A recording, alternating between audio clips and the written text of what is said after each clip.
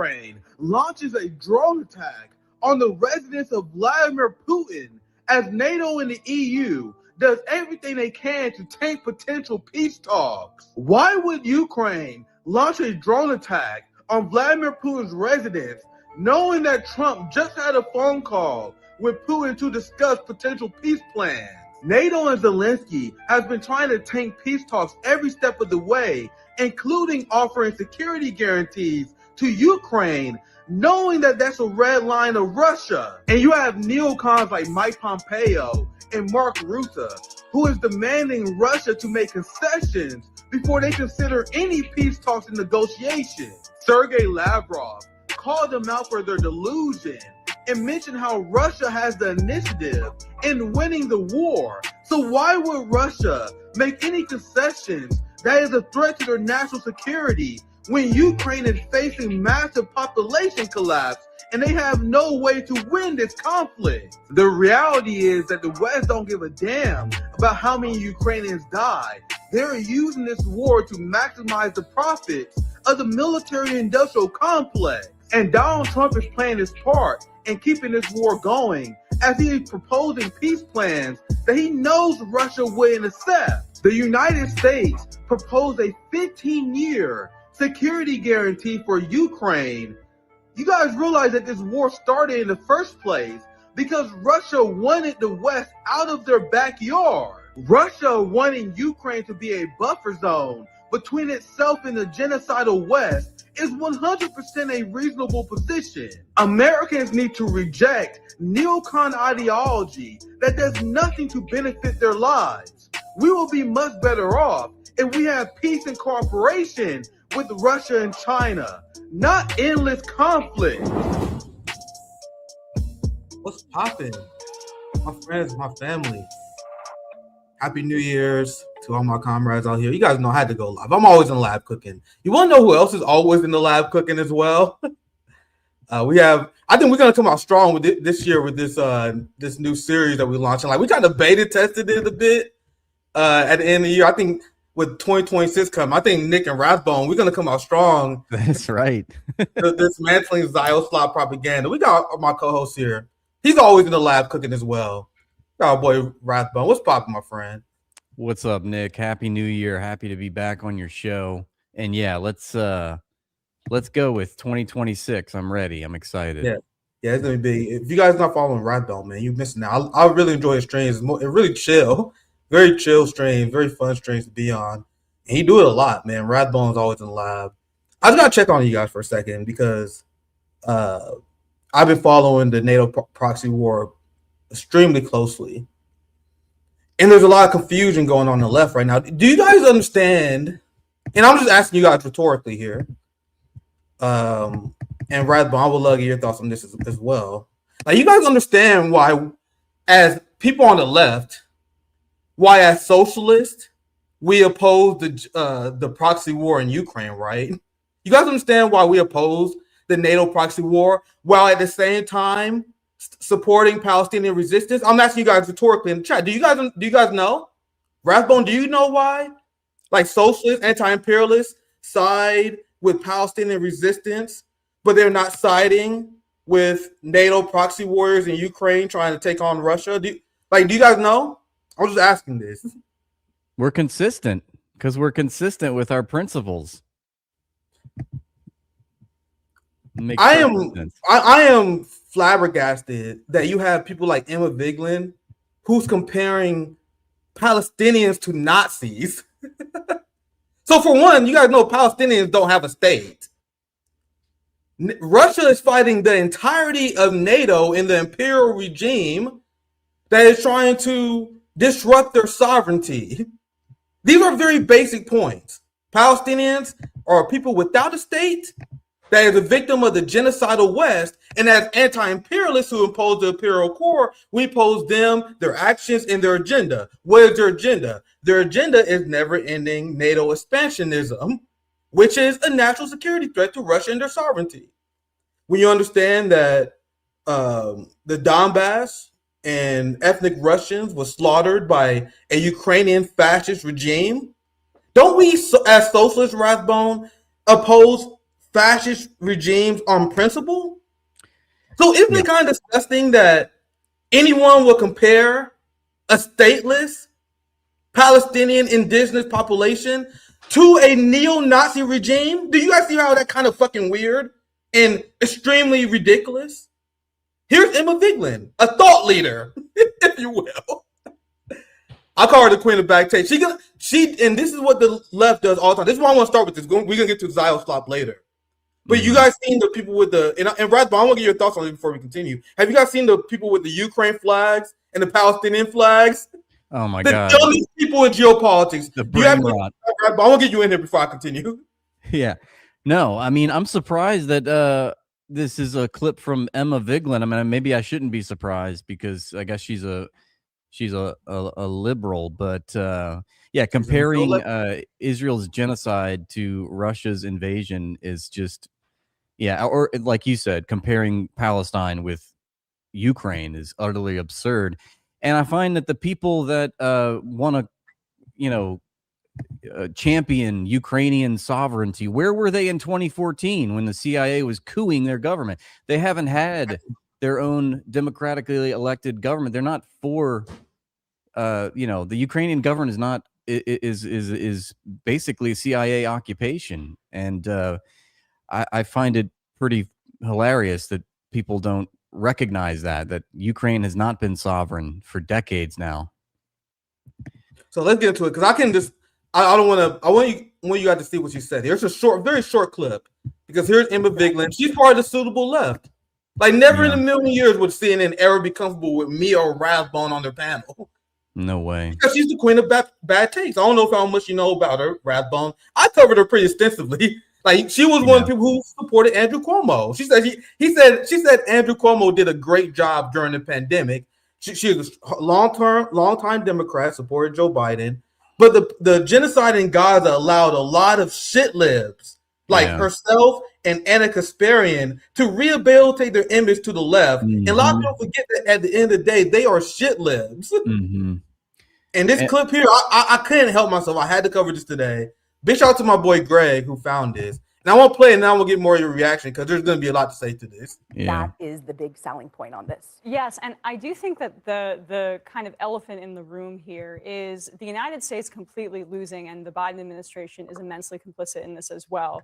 Oh, by the way, she told people to vote for Kamala Harris and Joe Biden. So isn't it morally bankrupt for you to acknowledge that a government is complicit in genocide and then tell people to vote for the people who are doing mass slaughter? Like, she was telling Palestinians to vote for the people who slaughtered their family. Yeah. Do people not find that morally bankrupt? Like, I understand that people are like, oh yeah, I'm glad she's speaking out against Gaza. But don't these things bother people? That she tells people to vote for their oppressor? Anyway, that's just a side point. Feel free to chime in, Conrad, if you have any thoughts. I'm going to go back. I want to let more of it play. Yeah. Yes, and I do think that the kind of elephant in the room here is the United States completely losing, and the Biden administration is immensely complicit in this as well. Moral standing throughout the world due to our complicity in the genocide in Gaza, which has made it very difficult for us to speak to Ukrainian sovereignty and having a bully like the Russian government invading their sovereign territory. So the Palestinians are just like Nazis, Rathbone. Yeah. I don't understand, like, what she maybe I need to hear more of it. Like, what I mean, she started off kind of strong by saying, yeah, we have no room to talk.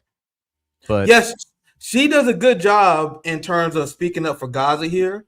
But this is the part I find reprehensible, because you guys see what she said in the beginning. I can play it again, but she said this harms our credibility for us to speak to the war in Ukraine. You see the worldview that she has? The United States at no point in my lifetime ever had the moral authority to be a world police. You guys, she said the Gaza's back. It harms our credibility to be the global police. You guys see the difference between a social democrat and a Marxist anti-imperialist? The United States has no moral credibility after what they've done. So that's what she's upset about. That's what a lot of these liberals are upset about. They are upset that the United States is looking bad and we are losing our moral authority on the world stage. Get the fuck out of here. That's a great point, because they love to divorce. They love to divorce, like administrations from other administrations or isolate phenomena, or think of it as more like it's just now happening that we just so happen to be losing credibility because of our complicity in the genocide. It's like this has been this is our status quo. This is U.S. foreign policy for writ large for the whole entire 20th century. So this is the NATO left. I'll play it again so you guys can pick up on it. But you see the imperialist worldview that social democrats have. Like, this is why Bernie supports the Ukraine proxy war. They all support it. Administration is immensely complicit in this as well. Moral standing throughout the world due to our complicity in the genocide in Gaza. We just now lost our moral standing, Emma? Yeah. What moral standing did we have to criticize Russia in the first place when we are the main drivers of the conflict?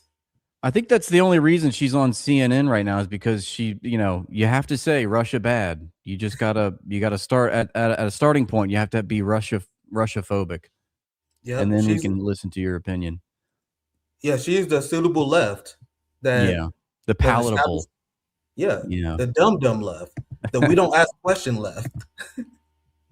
The pro Fauci left. Why is it so unimaginable to understand like that this is a proxy war? By all intents, it's by all accounts, it's NATO and the U.S. versus Russia, and Ukraine is cannon fodder. Like, why? What is? They don't acknowledge it. Like, they're conspiracy theorists. They believe that the United States have the Ukrainians' good intentions at heart, as Ukraine is facing a population collapse. As the military-industrial complex is making record money, they believe that we're doing a good job defending Ukrainian sovereignty against Russia. That's the argument that Ro Khanna was making. And you notice what she does as well, where she say, the invasion of Ukrainian sovereignty. Ukraine is not a sovereign country. This is why they're the dumb left. They don't know history left. They're the anti-intellectual left. Ukraine lost its sovereignty the second that the United States and the CIA helped with the Maidan coup, and they installed a fascist government. What did this fascist government do, Rathbone? The first thing they did is the same thing what the Nazi party did in the 30s. They banned socialist parties. So, Emma, and for all the Palestine, Ukraine flag supporters, why are you supporting a fascist regime that banned the right to collective bargaining rights, banned socialist parties, and it was slaughtering ethnic Russians in the Donbass? Because what happened, and we all know this, we talk about this on the channel all the time. So ethnic Russians, because they fuck with socialism, they kind of want the right to collectively bargain because these people come from families from the Soviet Union. They saw the Maidan coup, they saw ethnic Russians being slaughtered, and then they voted in a referendum to free the Donbass. Mm-hmm. So do you guys understand what the situation is? Well, these idiots, they think Palestinians are like Nazis, but the reality is the Donbass is Gaza. Ukraine is Israel, because Ukraine took money from the United States and NATO in order to bomb and shell ethnic Russians against their own self-determined interests to be an independent state or a state of Russia. Right. But you understand how this dumb leftist has no idea about any of these things? And she presents as Ukrainians, the Nazis or Palestinians, Rathbone. Yeah, they try to isolate it as if like, oh, big country invade little country, so therefore big country bad, without zooming out and actually seeing that this is an imperial conflict. The principal contradiction here is U.S. imperialism versus world anti-imperialism. But I find it so absurd and just gaslighting when you hear them not acknowledge the basic facts of this conflict. Yeah, very well said. And you notice how none of the NATO leftists will ever acknowledge the referendum in the Donbass. Why don't they do that? The internationally recognized referendum where they voted to be part of Russia and they wanted to lead the Ukrainian regime. This is one of the reasons why Russia started their invasion. And many people criticized them for not doing it earlier to save the ethnic Russians being murdered by Nazis. So when people are like, Nick, why you support the Russian military special operation? I don't know. I'm a fucking communist. You know what we do as communists as a pastime? We cheer on dead Nazis. Russia is back in top form. Like they took some time off. They got a little rusty. But now they back in the game again. They doing some Red Army shit and killing Nazis. Because people like Emma and Sam, they would say, well, it's not fair. You can't cast the entire Ukrainian people as Nazis. Hey, dipshit, that is the point. The point is that the Ukrainian government and the regime was taken over by Banderite fascists who then used political violence in order to suppress the population and to supporting the regime that was illegitimate and supported by CIA coups and color revolutions. Do you guys understand how backwards pro-Palestine and pro-NATO leftists have this situation here? And you want to know what people like Emma and Zionists have in common? People like Emma Emma does a great job. Like if you play the rest of this clip, she does a great job speaking about Palestine. But you want to know who likes to compare Palestinians to Nazis? That's the most Zionist thing that you could possibly do. Yeah. The most Zionist thing you can possibly do is to compare Palestinians to Nazis, because what do Zionists do, Rathbone? That's what they do all the time, right? Yeah, it's true. They do. They yeah, it's just you wrapped it up so nicely. I mean, it's just completely absurd. And you know, I think even census polling done, like you want to say you're a champion for Ukrainian democracy. It's like, what do the Ukrainians want? Like, I'm pretty sure that there's been census polling conducted that asked, you know, what the Ukrainians wanted, and they didn't want to be pro-NATO. They weren't like very sympathetic to NATO. They were actually more sympathetic to Russia, which makes more sense because they're ethnically Russian, like a lot of them are. And that's, you know, that's that part of the world. So to ask them that they, you know, to sort of impose that they must be Western facing, they must be sympathetic to the EU and NATO, that was not a very popular opinion. But, you know, you get a CIA-backed coup, you put in your fascist installed, you know, regime, and then you say, wow, democracy, look at that. But it's anything but. Do you guys know who Nikita Krivlov is? He's a UFC fighter. You probably don't. He's an old school. Well, not old school. He fought a few years ago. He was ethnic Russian Ukrainian, and I remember I was watching a UFC fight, and they were trying to explain why, even though he's from Ukraine, he refuses to sport the Russian flag. I mean, the Ukraine flag. So instead, because the UFC, they always have people. Here he is. You see how he's a Ukrainian mixed martial artist. I'm telling you guys this because I'm a fight nerd. I'm big into the fight game. This guy is a Ukrainian, but whenever he came on and fight for the UFC, he donned the Russian flag. Huh. The reason why he donned the Russian flag was because he explicitly told the UFC, I don't want that Ukrainian fascist flag anywhere near me. So he told them to put the Russian flag next to my name. Because they always do that all the time. Because there are a lot of ethnic Russians, like this guy I use as a rhetorical example here, who despise the Ukrainian regime because of their fascist agenda. Mm-hmm. So number two, remember why I said Emma got a lot of things in common with Zionists and neocons? So you want to know what else that Emma does that regarding Ukraine, that exactly what Zionists do? Number one was she compared Palestinians to Nazis. They love doing that. Number two, you notice how Zionists always pretend that the conflict in Gaza started on October 7th. But meanwhile, NATO leftists pretend the conflict in Ukraine started February 24th. It's a great point. 2022. You guys see how they all do the history erasure? Why is Emma Biglin and why is the NATO left doing the same thing Zionists do and pretend there was no conflict before? Yeah. Sam Cedar and Emma would never acknowledge Rathbone. Yeah. The Russians that was murdered by the Donbass by weapons that we sent to the Ukrainian government. So as I mentioned before I get you back in here, Rathbone, for any talk, sure. The Ukrainian government is Israel. Donbass is the Palestinians. Yeah. And Russia is freeing the Donbass. Like, correct. so for you guys to get this issue so confused, for people to have Palestinian flags and Ukraine flags in their profile picture, the United States left is cooked because I see it all the time, Rathbone. Yeah. Well, you know, obviously you bring up some great points. They decontextualize, I think is the word for it. They try to avoid basic historical facts. And that's what Emma's doing right here.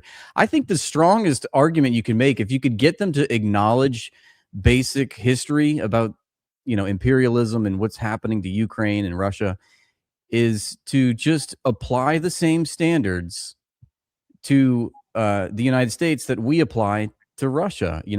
I think a great analogy, I've used this metaphor for years, is imagine if Russia was enlisting Mexico or Canada into a security pact, a defensive alliance or whatever, and they started arming Mexican soldiers and training them and conducting exercises along the U.S. border, arming them with nukes and weapons and things like that. And then cooing Mexico and trying to install a pro-Russia leader or something like that. Like, what would the United States be doing in that circumstance? And they can never really, you're immediately met with being a Kremlin apologist if you bring up this. But I think, yeah, you're right. They just avoid the context of this conflict. And once you divorce it from the context, then you're able to, make all kinds of fallacious arguments. I'm begging the dumb NATO left to read. I'm begging them to understand history. Like I just laid out for like 15 minutes why her argument is so ridiculous. Because if I were to continue this clip, and I'll be fair to Emma. I'll play this whole clip because she did a great job on Palestine. That's why he was able to rehabilitate herself. There's so many people who have awful takes, so many of these shit libs that has successfully rehabilitated their image because they was right about an issue that the entire world is getting right. Like fucking Tucker Carlson is getting this issue right. And I'm supposed to give Emma a pat on the back? The right wing is getting this issue right. Everyone under the fucking sun is getting this issue right. So why are we both like, oh, congratulations, Emma, for being with the side of literally everyone in the world? She's just the only one they allow on TV to say this kind of stuff. You understand? Because she will go on TV and compare Palestinians to Nazis. If you're Palestinian, how are you not furious at this? How are you not furious that your struggle is being delegitimized to such a stage? What Emma Vigeland is doing here. Yeah. When neocons are making a better anti-imperialist argument than, democratic socialist liberals are, we're cooked. Yeah, I'll play the rest of the clip. I want to be fair to Emma. Since I ripped her, I'll show her W because she does a good job in terms of pushing back on Palestine. But once again, everyone could. The United States completely losing, and the Biden administration is immensely complicit in this as well. Moral standing throughout the world due to our complicity in the genocide in Gaza, which has made it very difficult for us to speak to Ukrainian sovereignty and having a bully like the Russian government invading their sovereign territory. We had a doctor on our show who spoke about how the death toll is in the hundreds of thousands at this point, because the numbers that are currently being reported are only the numbers of the death toll of people who have been counted in the hospital. There are hundreds of thousands of people presumed. Well, everyone can do this, guys. Like, people are like, oh, good job. Yeah, I guess. But invite literally every single leftist on Twitter and they would do this. Yeah. But that's why I'm laser focused on what she's doing for the establishment. What the establishment want, they don't care if you stand up against Israel. Everyone's doing that now. Yeah, but I want to invite you on so you can tie the Ukrainians to the Palestinians. Yeah, let's build some less sympathy for the Nazis. Yeah. Let's do some Nazi apologia. That's why they allow her on in the first place. So if you want to give her credit for being good on Palestine, feel free to. I'm not going to tell you guys not to, but I'm telling you guys why I'm not personally. You know what I mean? But anyway, let's continue. Dead, suffocating to death, crushed to death under rubble because of United States bombs. And that's across this administration and Trump here, who did get this ceasefire that he touts all the time in October. But when you look at the actual numbers here, Israel has violated it hundreds of times since that period, multiple times a day, killed at least 400 Palestinians during that period. And this will go down as one of the worst crimes in the history of humanity that our government, the Biden administration, and the Trump administration are complicit in. Does it go down? We have to. They're like, rabble. Yeah. I thought a little bit more of the statement. Scott Jennings, bro, I could not be live this guy. I can't do it. But the things that Emma and these people say, because they would think it offensive that I would say that, man, you are defending Nazis. They are still in denial about that. I'm trying to find this clip because I shared it before. I had a friend who sent me the clip because people like Sam Cedar, they essentially say, oh, well, the claims of Nazism in Ukraine is overblown. That's what they would say as a counter to defend the fact that they're defending a Nazi government and they're defending Nazis. But here is a tweet, Rathbone, from our friend Ro Khanna. Isn't it interesting how he deleted this? This is a tweet from Ro Khanna where he used to before the NATO left formed officially, and they was given the order to fall in line on the NATO proxy war. Ro Khanna used to call out the United States for arming Nazis in Ukraine. Ever since the Orange Revolution began under President Bush, the United States has been complicit in the rehabilitation and spread of neo-Nazis in Ukraine. Enough is enough. That's crazy, dude. And Rathbone, why would Ro Khanna delete this? Yeah, and I'm seeing it says deleted after 200 weeks. That's like 4 years later. It's like, will you go back 4 years just to delete this tweet? Like, what? That's from March of 22. It's like, think about how nefarious. If you think Ro Khanna is a good faith actor, I'm glad he brought this up, Rathbone. What does this mean? This means under the Donald Trump administration, when it was cool to speak out against militarism, because that's what they do, and when the Russian military operation didn't happen, that's when he was willing to talk about Nazis in Ukraine. Then Russia began their special military operation, and NATO closed ranks. And that it's very important to figure out who followed orders, because the person who followed orders is someone who you shouldn't trust, because there's someone who will close ranks every single time the establishment demands it. So Ro Khanna pretending to be a progressive, this is when it was okay to talk about the Nazis in Ukraine. Then the ruling class told Ro to shut up, delete your tweets, any evidence that you should speak about this. This shows you that Ro Khanna follows orders. This shows you that Emma Vigeland, she's been a political commentator way longer than I have. I am a rookie compared to how long she's been in this game. But you want to tell me that she don't know that the Ukrainian regime is ran by Nazis? And do you want to give her the benefit of the doubt, my friends? I'm not. That's a great point. I mean, how long has she been on the Majority Report? You know, this is something that they should was groomed from a young age. Yeah. This is a perfect example of something that you talk a lot about. We share the same outrage about how no matter what, these politicians will be ground down into the machine. You know, they will renege on all of their platforms, all of their positions that they have as soon as they get some political power. That's what the system mandates. And here you have it. It's like he got less based as time went on. When you would think like over time you would get more based. You would actually, like I have to admit, like February 23rd, 2022, like I was like, damn, Russia is invading Ukraine. Like, damn, I feel bad for the Ukrainians. Like it's before I really knew, like I wasn't well versed in the conflict and the history, but as I studied more and more, I was like, oh, okay, I see the bigger picture here. And here we have politicians doing the opposite. It's like they had the history, they had the context, and then now they're just going back on all their points. But yeah, fam, there's nothing wrong with being wrong on stuff, man. There's nothing wrong with learning, having a bad take, and establishing and becoming a better leftist, organizer, educator, whatever afterwards. But you gotta see why I go so hard on Emma, right? People are like, oh, why are you so mean on her? Ain't she good on Gaza, Nick? Come on, ease off of these people. Don't you know they support a progressive agenda? No, she knows exactly what she's doing. You think this person, well, again, I will forgive someone who don't have time to study these issues, but she's been doing this for over 10 years. I remember I saw her when she was she's been groomed from day one to be this liberal propaganda. She's been in this game for over a decade. And you guys think she don't know about this orange revolution that Ro Khanna was talking about? You guys think that they don't know about this? They do. They just pretend to be dumb because they're propagandists, and people should not tolerate that. I don't tolerate that, at least.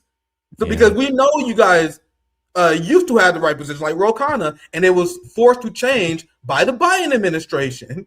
So I'm gonna show this clip again because I love sharing this, and this is like the only time in history you guys ever gonna see one of these politicians ever volunteer to one of these shows. So I'm gonna show you guys once again. This is what would happen if I ever had to sit down with Emma Vigeland. Like I would embarrass these NATO leftists. Like this is Ro Khanna twisting himself in the knots, trying to tie Ukrainian and Palestinian resistance together, and this is why they look dumb every single time they do it. 80% of all the food going to Africa comes out of Ukraine. So, bro, is it about rare earth minerals? Is it about money, or is it actually caring about the Ukrainian people? For me, it's about the principle of self-determination. I mean, that's what influenced me up, right? My grandfather's struggle against colonialism, with the belief that people should have the the right to have self-determination of their nationhood. It's why I support a Palestinian state, self-determination for Palestinians. It's why I support a Jewish state of the state of Israel. Oh God. Right for Palestinians to engage in self-defense against Israel. I don't support Hamas. So you don't support. So Hamas is an organization with Palestinians, correct? Israel is illegally occupying Gaza in the West Bank and committing a genocide according to international courts. If anyone has the right to self-defense, it will be Palestinians, aka Hamas. Well, look, So how do you Nice. suppose that, but you want to wage war with Russia because the United States is in their backyard? I come from a tradition of belief that nonviolence demonstration and the tradition of Gandhi or King is what's going to So help. why not apply it to Ukraine? There was a peace deal on the Well, table. because killed it. Nice, dude. Invasion of a sovereign state. Israel's invading Palestine. Wow. That's, So that's big, dude. I'm sorry I always show you guys this stuff, but I'm never gonna get a chance to do these interviews again. Yeah, right. I didn't know you interviewed him. How long ago was that? I think that was last winter, I believe. I don't remember exactly when. But props to Ro kind of coming on, but guys, this shit never gonna happen again. Yeah, right. He's It's like, too easy. Like, and if you guys watched the whole interview, that was our 25-minute interview in a nutshell. It was rough. I was me dismantling him for 25 minutes because they are anti-intellectuals. I invoked his doctorate degree. This is the line of politics that Emma Vigeland come from. Can you imagine if I have 5 minutes to pick the brain of Emma Vigeland, what I would do to her? Can you imagine if I have 5 minutes to pick the brain of Zohran Mamdani? You know why? Because these people are not specialists. They're not professional managerial class. They are idiots designed to create a ineffective and stupid, dumb left. And this is something I realized a while ago. Like once I got organized in the media spaces, once they blacklisted me, once I seen them push these anti-intellectual bullshit on the left, I realized what these people was really about. And I saw a commenter say it. Like Ro Khanna came on the RBN thing, he was trying to convince me to vote for Kamala Harris and support his upcoming campaign. It's not gonna happen, man. It's not gonna happen. But anyway, it was a fun interview, Rathbone. You should check it out sometime. I should watch that on stream one night. Yeah, it was. His doctorate degree is mine. Did you think? I can find some. Let me see if I can find the other. I posted another clip from that. Did you think that you were going to get into like a big intellectual like fight, like debate style? I thought it was going to be harder. I said it before. Like I was like kind of nervous in the beginning. I was like, man, this guy is really smart. He's got a doctorate degree. He's in Paul. Dude, I was shocked at how easy it was to dismantle him on every point I brought up on him. I'm gonna show you. I'm gonna see if I can find one more here. No, that's the same one. Because there was a one where here, I do want to show you this one because you're my homie, and I want you to react to this. I just want you to react to this more than anything. The entire conversation was extremely easy.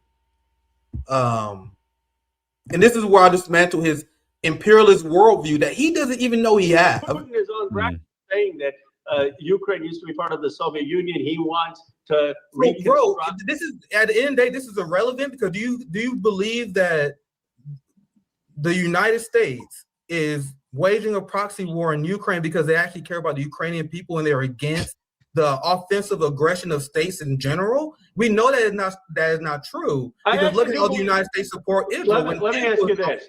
Do you believe that in the history of the United States, there are times that we have played a just role in the world? No. I think I'll show you this. No. Yeah. Why did we go to Korea, bro? What about taking a German? We killed 2 million Koreans, bro. We killed 2 million Koreans. We killed countless Vietnamese people. That's an insane thing to say. And we sanction 1/3 of the world's population. Do you believe we do that out of the kindness of our heart? Yeah. But certainly you would concede that World War II, America played a just and good role in the world. Well, if they actually did care about justice, they would have stopped Hitler sooner instead of providing economic support. Remember, the United States did not enter World War II because of what happened in the Holocaust. We joined that war because of Pearl Harbor. So, and this is why I told you guys I revoked their master's and doctor's degree because that doesn't mean anything. When you learn history from the establishment, you just learn their propaganda. Like he knows the established propaganda about World War II. But it's not like we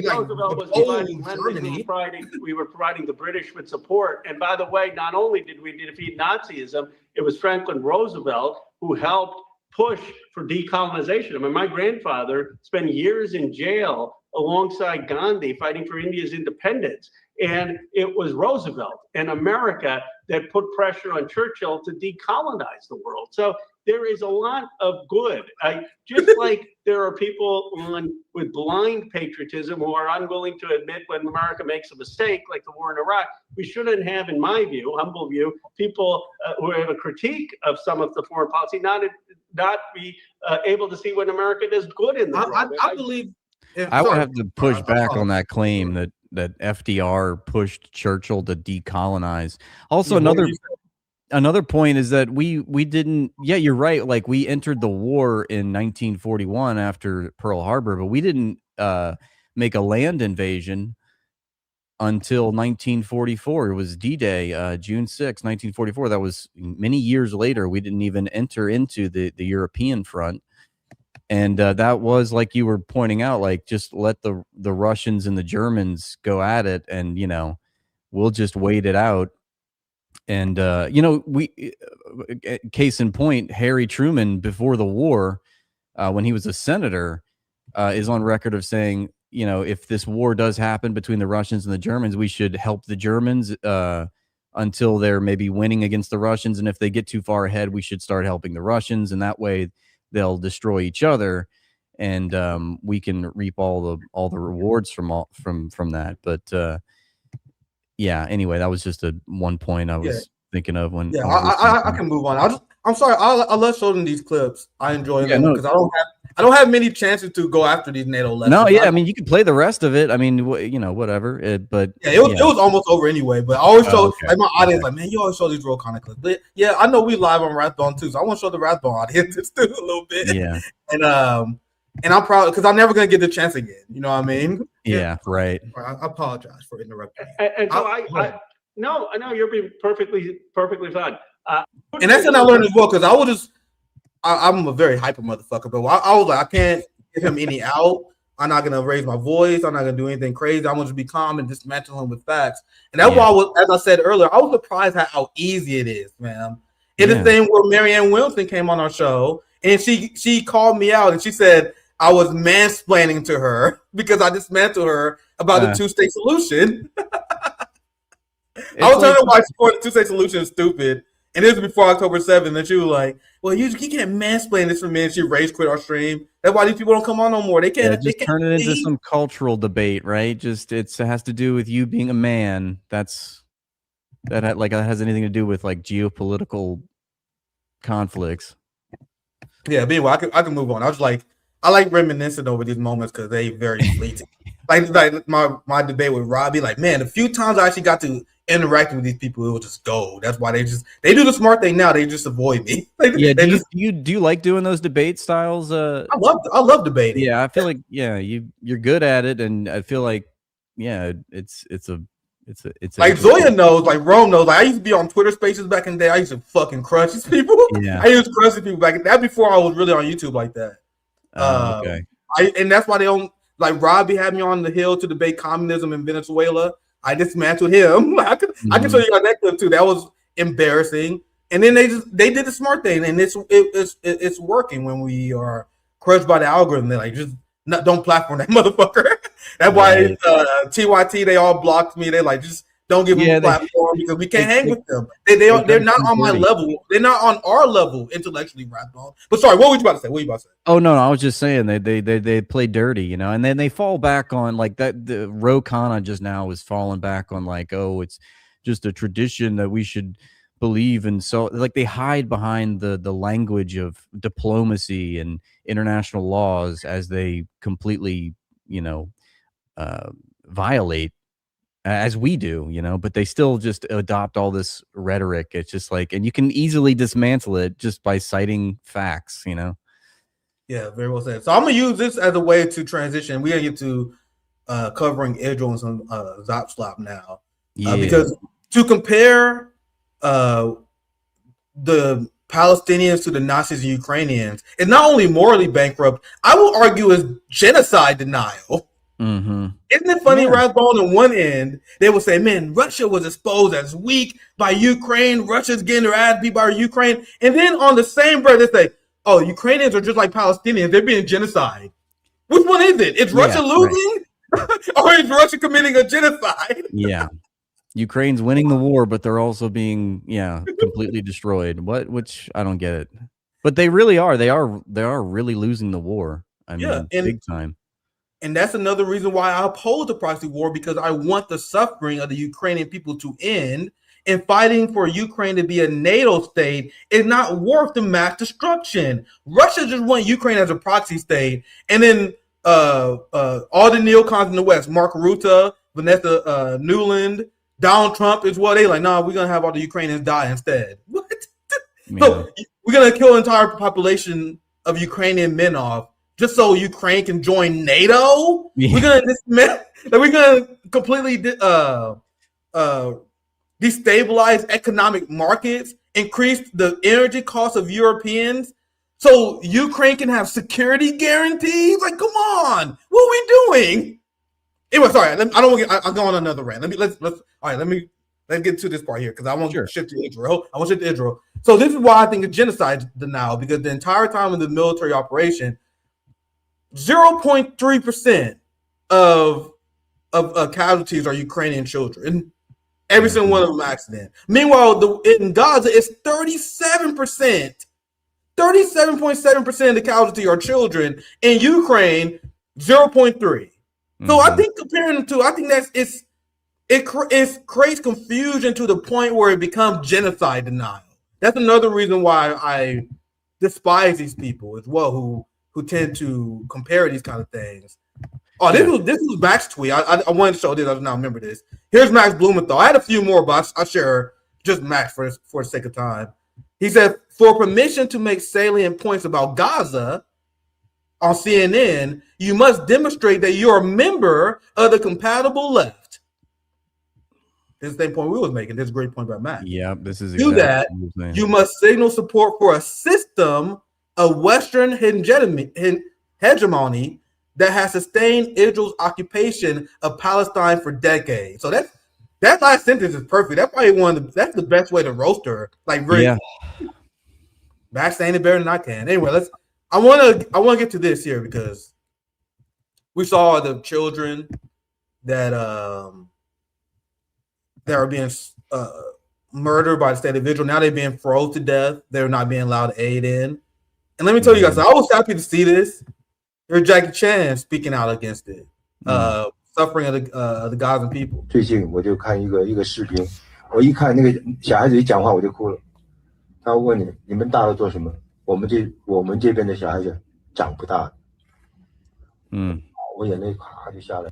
If you're not reading it, he said he saw this video of a Palestinian child say, "When we don't grow up over here," and Jackie Chan is explaining how he started crying immediately. So he is showing empathy for the Palestinian people. Look, he said, children on our side don't grow up. This is what Jackie Chan describing what he saw. Wow. And then my tears just came down and falling down instantly. I'll let it continue. 加沙的小孩子，每天炸的，你看。Every day 讲这句话，他没有表演。我们这边的小孩子长不大，哇，就下来了。所以你看。老是一种幸福，所以在这边恭喜所有老人家可以老。Yeah, growing old is a privilege in Gaza.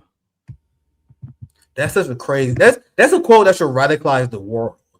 Children on our side don't grow up, and God knows what the number is now. But do you guys know before October 7th that the average age of Palestinians was around like 21, 22 years old? Just because that's how young their population is, because God forbid you live to 30 and 40. Palestinian elders are treated amazingly because they're extremely rare. Yeah. This is Jackie Chan showing sympathies for that. And this is how the world is feeling right now. I'm glad to see this because I was like, you guys have to understand, I'm a martial artist. I grew up watching Jackie Chan. He was my favorite like actor growing up. The Legend of the Drunken Master 2. It's probably my favorite movie of all time. Wow. I watch that movie at least 50 times, like memorizing every single move that Jackie Chan did. His fight at the end with the kickboxer, cinema gold that cannot be touched to this day. I'm gonna be on my former shit. I'm like, you Gen Z kids, you haven't seen shit until you seen The Legend of Drunken Master. I'm glad that like Israel didn't ruin your favorite childhood movie, because it's been quite disappointing to see all these celebrities come out and be Zionists, but we got Jackie Chan. All right. Yeah, I'm glad you realized the point I was making. I was so happy when I saw this. I had such a, I was like, yes, you guys didn't ruin Jackie for me. I remember liberals, they tried to ruin Jackie because they're like, hey, don't you know that Jackie Chan is actually evil? He supports the Chinese Communist Party. Oh my I'm like, goodness. Like, fuck. I'm like, holy shit, he's based. I already liked him. You don't have to sell me on it. It's fine. That's what Americans said. They're like, you gotta be suspicious of Jackie Chan. Don't you know he supports the Chinese government? Holy based.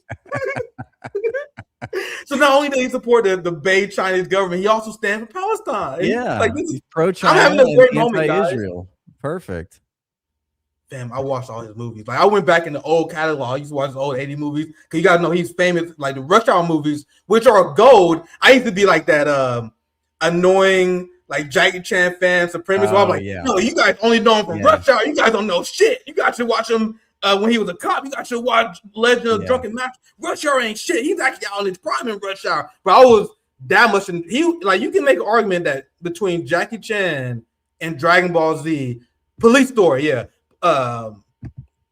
between Dragon Ball Z and Jackie Chan, those are the two things that got me into martial arts. Like you can even those are the top two influences. So anyway, I was just fanboying over this. So Nick Cruse is a Jackie Chan gatekeeper, right? Is that what I'm hearing? You can't Jackie Chan fan unless you go back to the 80s, okay?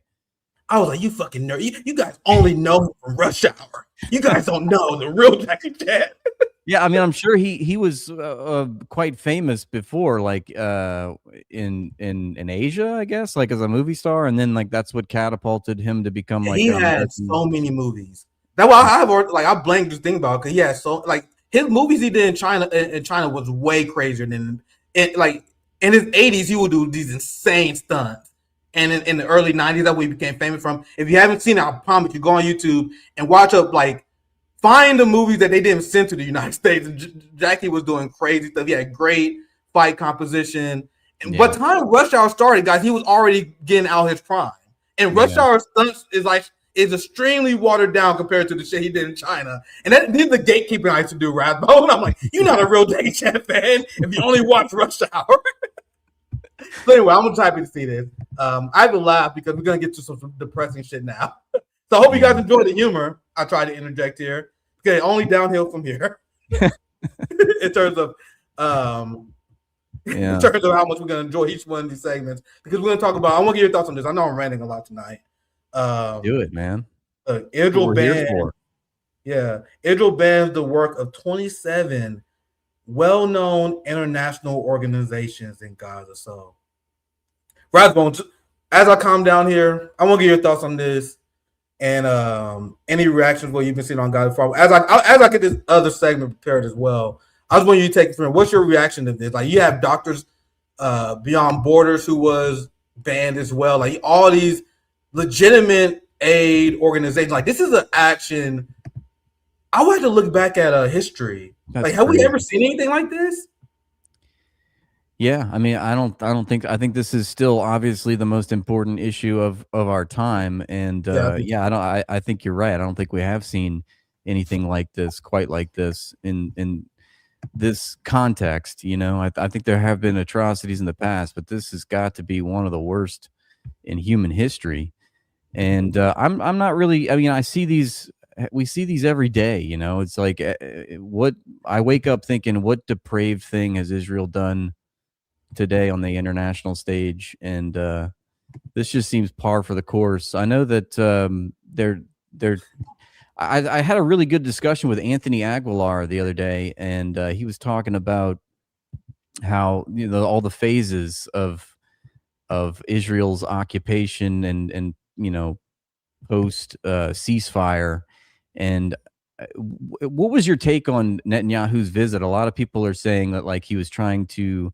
There's a number of reasons why he went to see Trump in person, but One of them was to stall moving on to phase 2, the implementation of phase 2, because he just wants to carry on the same occupation as it's been going. But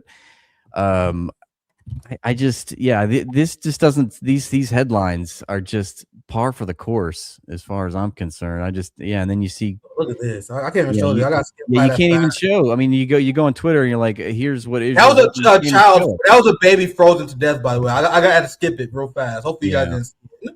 Sorry, continue, Rathbone. But I'm just showing you guys some receipts as you speak here. Yeah, this is as far as I know that they've blocked all the. They're still blocking all the aid. Apparently, they said that the UN can resume delivering the aid, but they still block it up to the yellow line, and it's they're still they're still implementing their blockade. But I don't know. I mean, yeah, it's awful. It's horrific, and it's nothing new, unfortunately. Like, are you guys friends with Zionists? Like, I actually find it disgusting when people are still friends with Zionists. I cut people out of my life for way less. Like, this is probably one of the most evil things I've seen. They are freezing children to death, violating the ceasefire by blocking aid, using starvation as a tool of war. All these things are already horrible. But no other countries ever banned doctors. What is it, Beyond Borders? Am I getting it wrong? I forgot the exact name. Doctors Without Borders. Yeah, Doctors Without Borders. Sorry. Yeah, Doctors Without Borders. They're the only country who did that. So to me, it is not morally okay to support Israel, period. I'm lucky as hell. I said it 1,000 times on our channel that my family is mostly apolitical. Most of them are socialists now just to support me. Like, my mom is radical. She don't really care. She just supported me. You know what I mean? Yeah. I'm lucky. I'm very... Like, I understand that you guys have to have hard conversations, like, especially our anti-Zionist Jewish brothers and sisters. But to me, I don't think it's acceptable to even be around these people, which is why I find people like Joram Mamdani reprehensible. Not only are you friends with Zionists, you're hiring them and giving them power. The point I'm making, like, after this, like, after everything we see, they're, like, it's on site. Like, they're enemies for life, my friend. My circle of friends are just... What do you mean?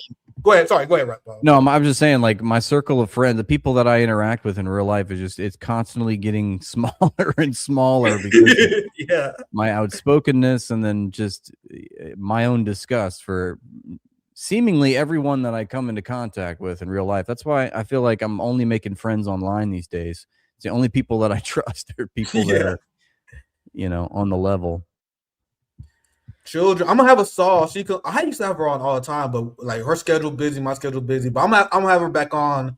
I think actually, let me pull the calendar. I think it's the 12th. We're gonna have her on back very soon. Saw is a good friend. I love Saw. Here's some reporting I just found for her. Children can drown in Gaza because they lack shelter, while Israel deliberately blocks the needed aid without any mention from the media. And the media is doing everything they can to cover this up. I was just reading some receipts as I see it here. Rathbone, feel free to chime in anytime, or if you have anything you want to share, just let me know. Yeah, sure. They pretty much shared how sad. There's pretty much another Palestinian child who died. Like, at least 5. Oh, Jesus Christ, man! At least 5 other children have lost their lives. But Emma Vigeland want to compare this to what Russia is doing in Ukraine, fam. Yeah. Like, isn't that offensive to that for that to even be compared? Like, that to me, that's genocide now, damn near. But Rathbone, because you're equating it with something else that is not a genocide. You're trying to. So it's like you're diluting the term. If you just say that seriousness. Yeah, exactly. If you say that Ukrainian genocide or what's happening to Ukraine is a genocide, you're rendering that word like useless in a modern context. Hopefully I'm making my point well tonight. I'm like, I just don't like that false. I think that false comparison, false equivalence, is extremely damning. That's why they love it when they see people do it. You know what I mean? They don't.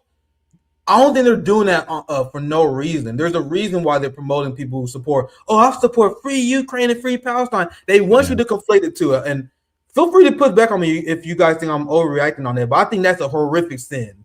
That's just me. Especially when we see the real trauma that was going on here, you guys know they couldn't charge Putin with any real war crimes because that would make themselves complicit. So they charged him with war crime for kidnapping children.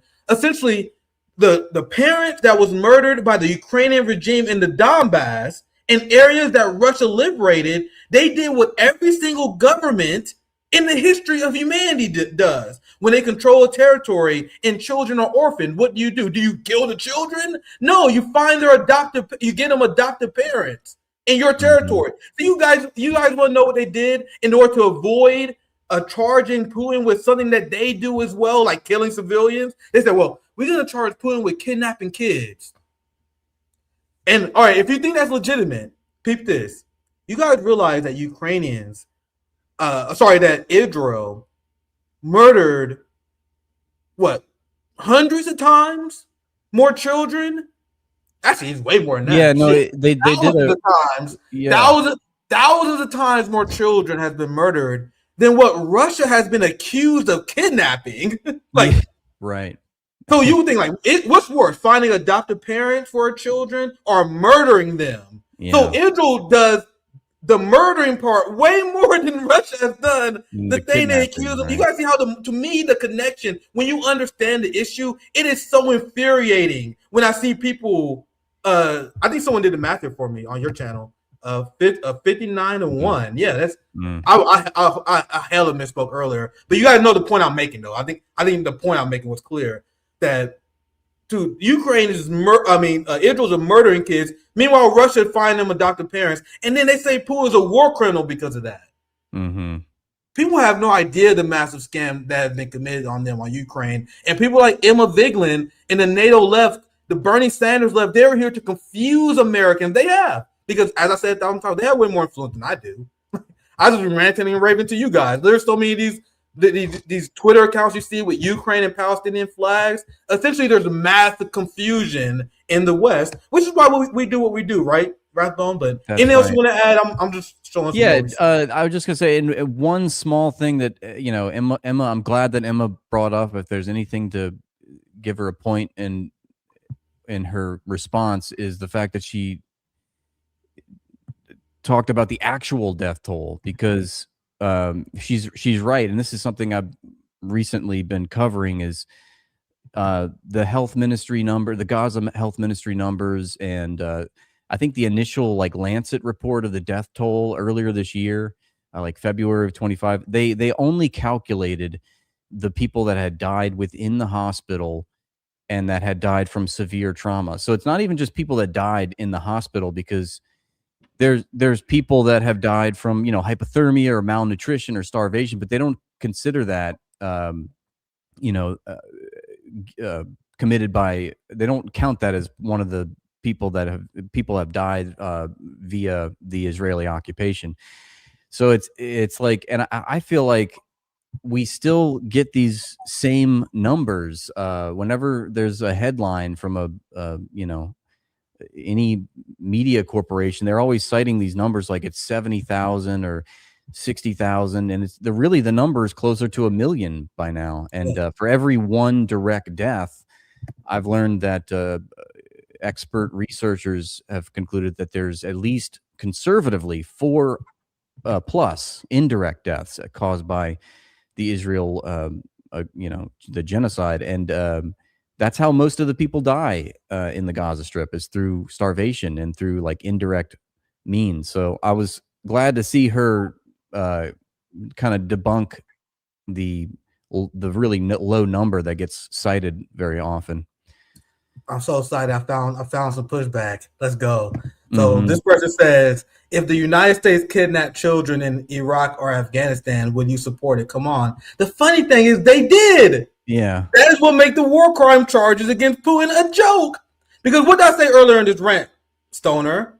I said that what Russia did is what every single army that engaged in war has done in the history of humanity. But who killed the children that Russia adopted? It was the fascist Ukrainian regime who killed them, and then Russia relocated them. Remember how 14,000 Ukrainians was murdered by the Ukrainian regime? You think none of them had children?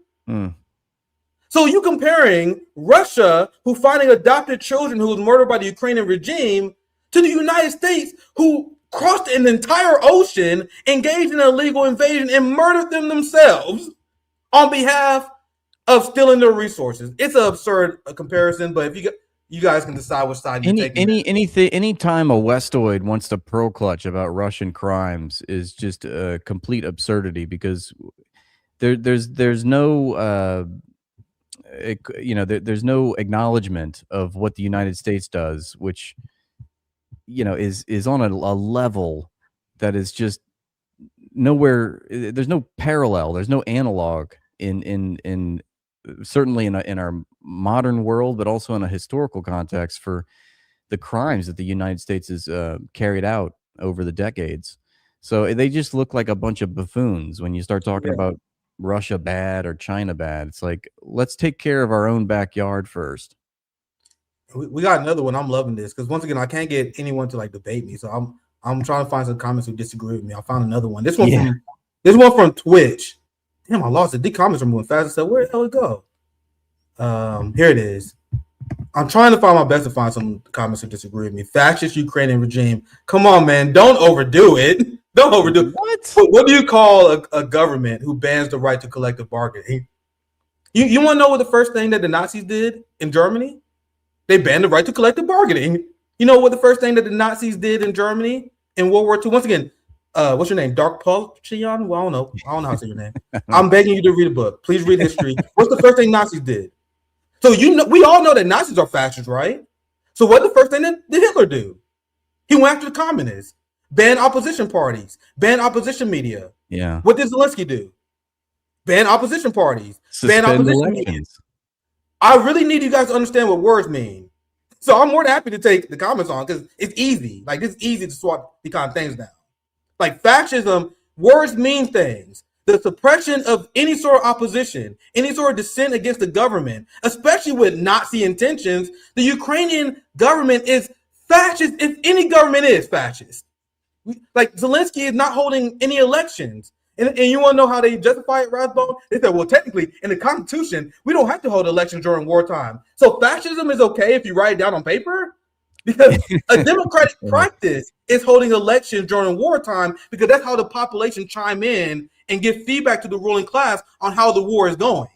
So if they don't approve of the war that you're waging, they will replace you with another leader. That's why America, for example, we hold elections during wartime. Every other democratic country has elections during wartime. Meanwhile, liberals are like, hey, don't you know that fascism and being anti-democratic is okay? As long as you write it down on paper first, Rathbone. If you put in your constitution, that's all you got to do. And you can wage endless war. You can keep power forever, Rathbone. Don't you know?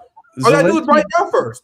Zelensky is perfectly capable. Every Western imperial stooge wants to claim that Zelensky is a democratically, elected leader. He's, Ukrainian government is democratic, and like you said, they're suspending election, they're banning opposition parties, but it's unthinkable to label Zelensky as a dictator, even though that's materially what he is, and.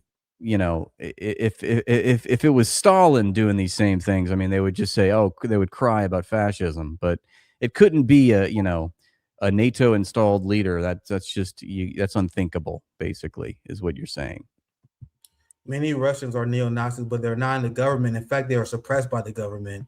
That's why NATO leftists like Dr. Cornel West was upset because Putin was authoritarian in the way he suppressed Alexei Navalny. So you guys see the difference? In Russia, you're politically suppressed by authoritarianism. Meanwhile, in Ukraine, you get your own battalion. You're elevated. Like the Zelensky bodyguards was caught with Nazi tattoos and insignias. But anyway, I love doing pushback comments. I don't give them a lot on our channel, so I love that I can go through a few of them. But let's get back on track. Some riff-raff. Yeah. Rathbone, let me know how you're doing on time. I got a lot covered tonight. Oh, yeah. Go for it. No, I'm chilling. Yeah. All right, we're gonna be chilling. Feel free to interrupt me. I know I talk. I'm a ranty motherfucker, but so if you interrupt me, I don't get mad. Feel free to interrupt if you want to chime in. Once again, here's our friend Asal. and the New York Times with probably one of the most disgusting sub headlines I have ever seen. So we just covered how Israel did probably one of the most barbaric legislative acts in banning dozens of humanitarian groups. And here at the New York Times, justifying that, Rathbone. Mm-hmm. Do you see this? Look at the subheadline. The organizations, including Doctors Without Borders, have resisted providing Israel with detailed information about their workers. So for one, I don't even believe that claim. No. Like, do you think if Doctors Without Borders like, hey, Israel, I promise, we will do everything you want us to do. We will give IDs out. We will let you screen all of us. Do you think that Israel will allow Doctors Without Borders in even if they complied? So this is the New York Times doing pure rank propaganda, justifying Israel doing the most heinous crime that we've seen in a long time, banning humanitarian groups while they're starving the population. Rathbone, do you have any reaction to this? This is a crazy sub-headline. I mean, we've been covering the New York Times on my stream and just when I was making a lot of TikTok videos, especially on post October 7th. And it was just literally, I mean, they still haven't taken down that story, Screams Without Words, which was about the 40 beheaded babies. I mean, they have never recanted that story, even though it's been debunked. They're constantly running D for the Israeli state. I mean, it's not the New York Times, it's the IDF Times at this point. So I'm not surprised one bit that they're still, trying to save face here for Israel. But if you say they control the media, Rathbone, God forbid you say something like that. That's a bad trope. That's very antiseptic. I should watch my mouth. Here's MSNBC, the Trump Resistance Network. So once again, and I'm being careful because I know you're streaming too. I'm a little bit too reckless on my channel. So I'm going to say they. So if you say they control the media, they will say you're a conspiracy theorist. Even though they just bought up TikTok. They banned a lot. But yeah, I mean, they go ahead and do the thing. They play into the stereotype. As soon as you start saying that Zionists control the media, they're like, we're going to ban that guy. It's like, okay, cool. So you're proving our point for us. Thank you. Yep. That's like what they did with my friend Rame Aldewan, who was the UK doctor who was being harassed by the UK state. Well, she said, hey, don't you know that our government is ran by a bunch of Jewish supremacists? And in order to prove her right, they immediately got her banned and stripped her of her medical license. So wow. Way to prove our point. The same with them owning the media. They essentially, like, you can't even like on Meta, you're not even allowed to call them Zionists anymore. Yeah, that's true. You're not allowed to quote international law.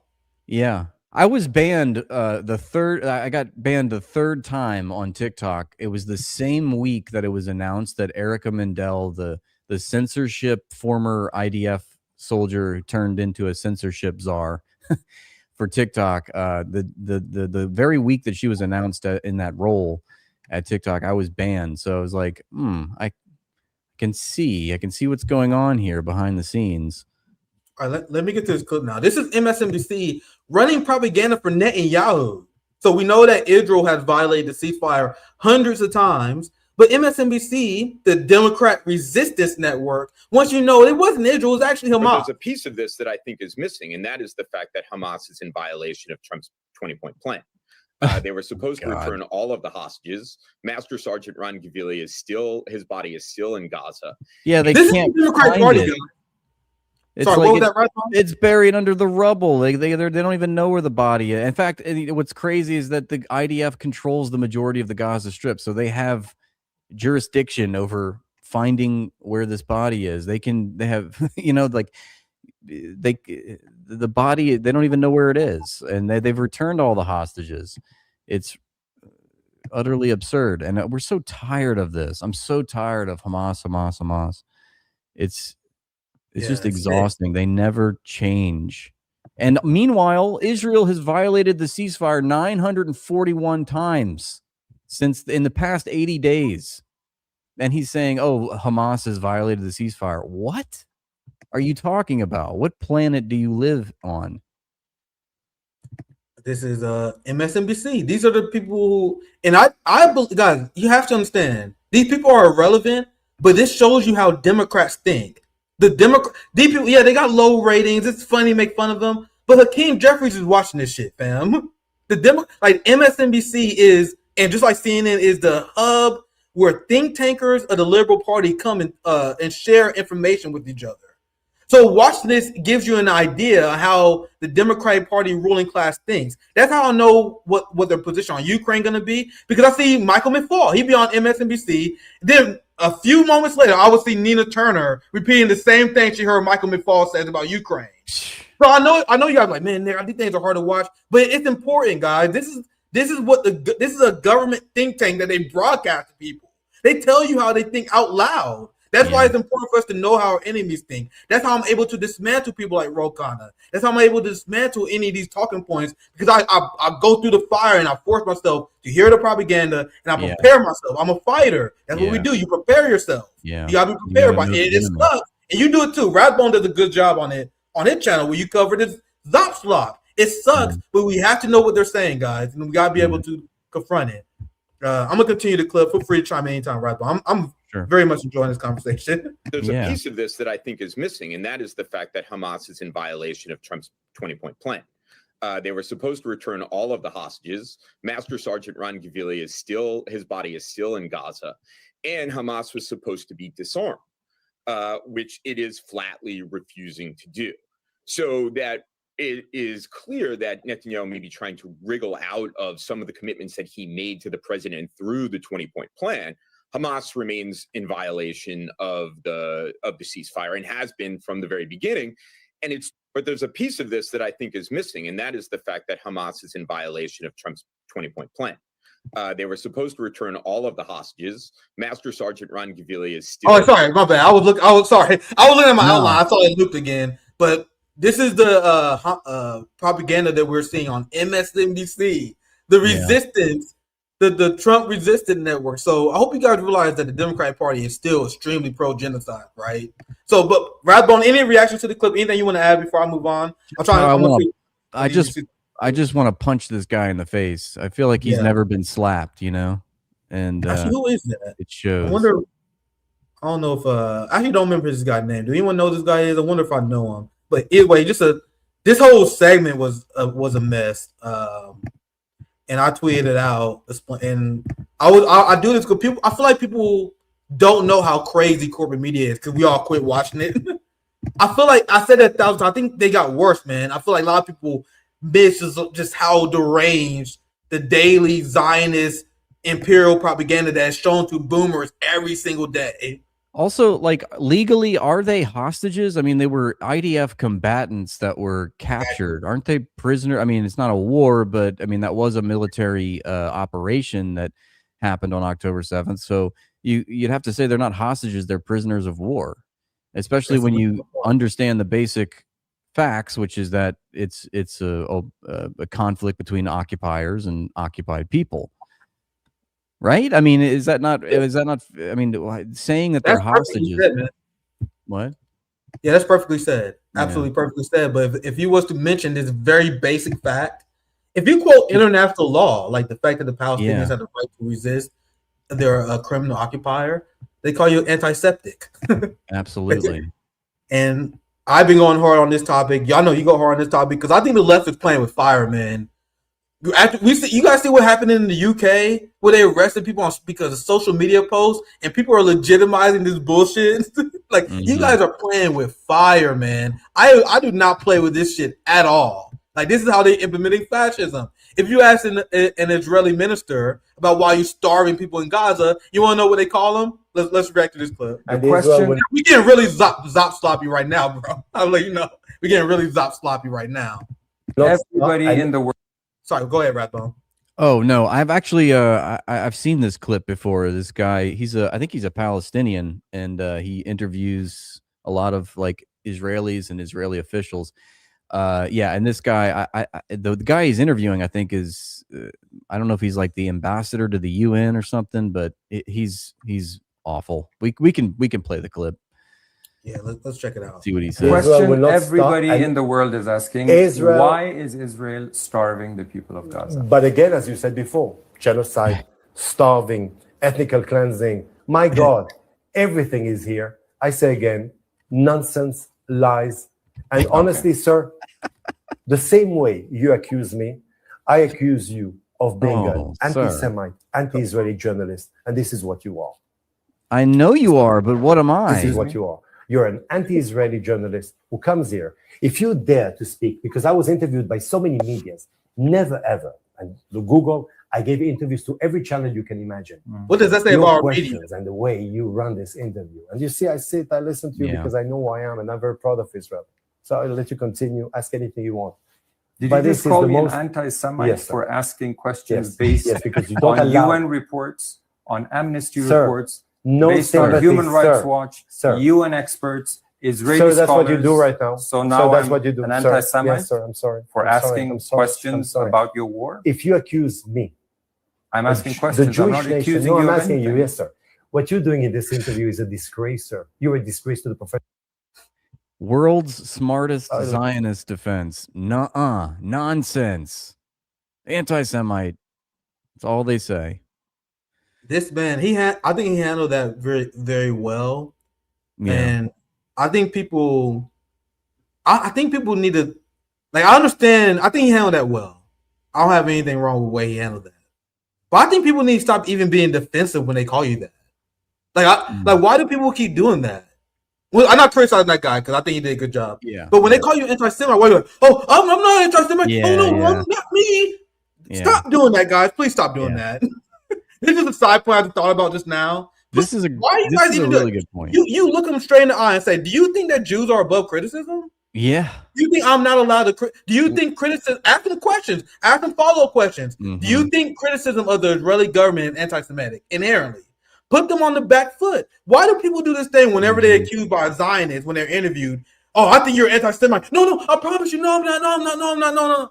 One thing, I'm not criticizing the guy. I think he handled that well. But I wish people would stop. Like, don't even get defensive. Like, just ask them the follow-up question. Do you think I'm anti-Semitic because I'm criticizing Jewish people? Like, don't stop getting defensive. Who gives a fuck? And they call you anti-Semite. You know what I mean? Does that make sense, Rathbone? No, absolutely. I mean, there's a great video from I think Palestine News Network. If you follow that page on Twitter, like they share, it's like, stop explaining yourself. You know, the fact that they rope you into these conversations because it you know, the more that you have to, it's like you said, they put you on the back foot. That you have to constantly explain and then engage with them where they're at, and it never moves the conversation forward. They love to keep you in this pigeonhole, you know. And I think you're right. I think we need to. It's the time for debate is like over. I mean, it's been over. But the more that we engage with this, I know it's important, you know, and I get suckered into it a lot too because it's like it's so obvious. We have to give the people talking points and how to combat this rhetoric, but at the same time, it's demoralizing because they keep you stuck in this conversation. You guys are cracking me up. I love the fact that we got both our comments in here. Like, I went live with, or I joined your live, and it said share the live to I like it. Yeah, so it's like, okay, cool. I was just laughing at a lot of your guys' comments because a lot of you guys were saying, I'll say, so what? I understand why this guy didn't do this because that's how he able to get these interviews. And God knows like what kind of danger he would be if he was like, I don't give a fuck if I'm an anti. That's how I would handle it, and you guys will never see me again. That's how you get banned on corporate media like me. Like that's the shit I would say. I don't give a fuck if you think I'm an anti-Semite. Right. Let's say I'm an anti-Semite. So what? Now what? Now answer my question. Oh, let's say I'm an anti-Semite. Why are you starving kids, Jew? Yeah. let's do it that way then. Yeah. I'll play the part of anti-Semite if you want me to. But I acknowledge that not good strategy. They made it about Judaism. So we're taking your words and we're going to use them against you. So this is how you characterize it. This is how you classify it. All right. Well, this is what you're doing. So we'll use your labels. You know. Yeah. But once again, his strategy is probably better. You guys, this guy roasted me. Nick Cruse finally stopped with strip. Damn, bro. Come on, man. Why you hate on my striped shirts, bro? Dude, striped shirts are where it's at, man. I love striped. Bro, striped shirts show you're confident because you know a lot of people like wear them verticals. I wear the side ones, man. I ain't trying to look skinny. I want the side stripes. But anyway, Damn, these comments are cracking me up. Anyway, let's continue. As much as I would love to read some more, with both our channels live, the comments go extremely fast. Yeah. And if you care about being called an anti-Semite in 2025 and 2026, slap yourself. In fact, if you haven't been called an anti-Semite this year, you are slipping. Yeah, what's wrong with you? Imagine not being put on a list somewhere. I'm on every goddamn list. Dude, they so afraid of me. They don't like giving me credit for shit anymore. You guys saw the anti-Semitism of the year, and they had no black people on there. Get the fuck out of here, man. Get the fuck out. They got number white boys. They like these are the biggest anti-Semites. Like, no, these are the people that you're comfortable with naming. You don't want. Anyway, that's a rant for another day. And some of the most moderates too. It's like you had. I mean, obviously you had Miss Rachel on there, which didn't belong, but. They had Anna Kasparian on there, and she condemned Hamas. That's right. That's how serious that list was. It essentially was a popularity contest of people who criticized Israel. Right. Except black people. No black people, though. Yeah, no black people. You understand why it's political, right? They only pick white people to give the illusion that it's a white supremacy thing. That's why they don't ever put me on those lists.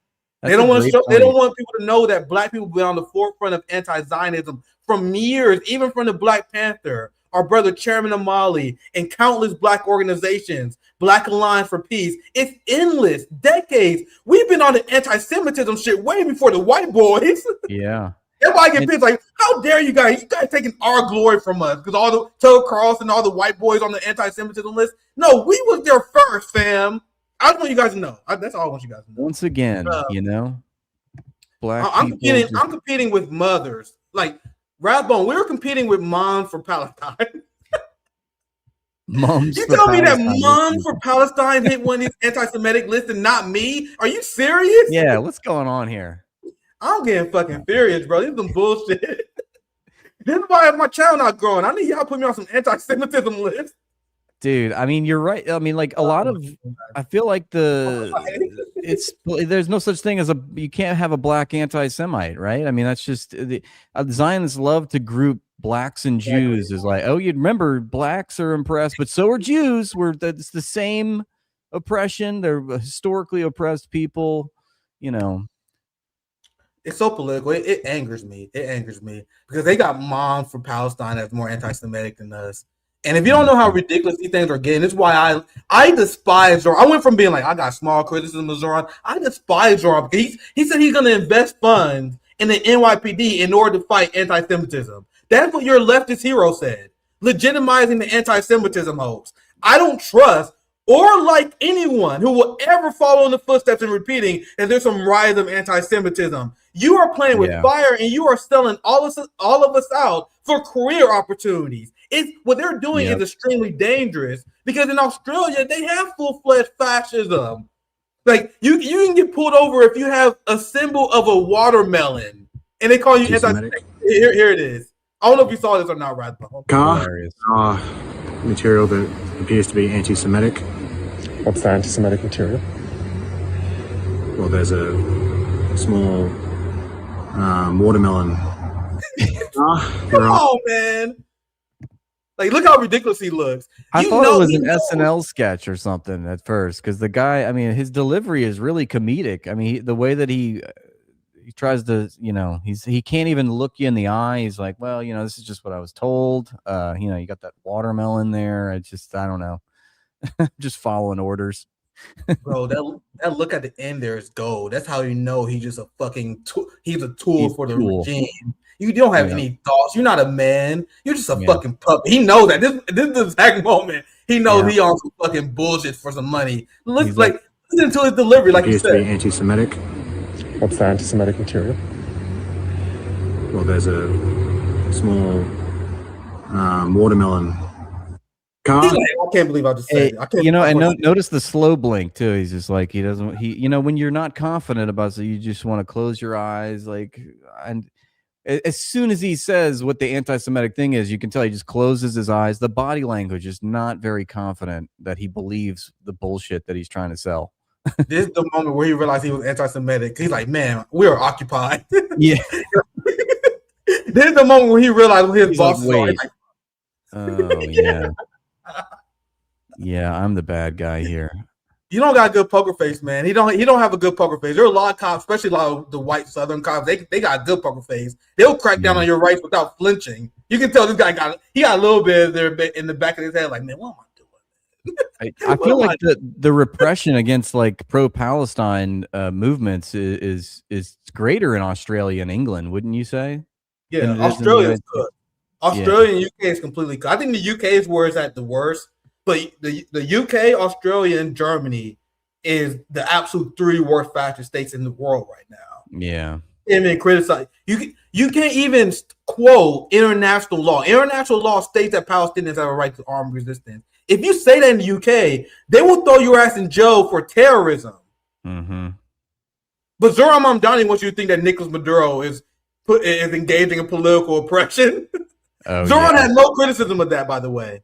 So that thing that you just mentioned about Zoran Mamdani funding the NYPD to combat the rise of anti-Semitism, when did you learn about that? Was that really like recent? Because the last thing I heard about, I mean, we know that he retained the Jessica Tisch or whatever, the pro-Zionist police captain, but before that, he was, remember when he was on the campaign trail, he was saying pretty base stuff like, people need to understand that if the NYPD boot is laced by the IDF and all this, and now he's like, no, we should give more money to the NYPD.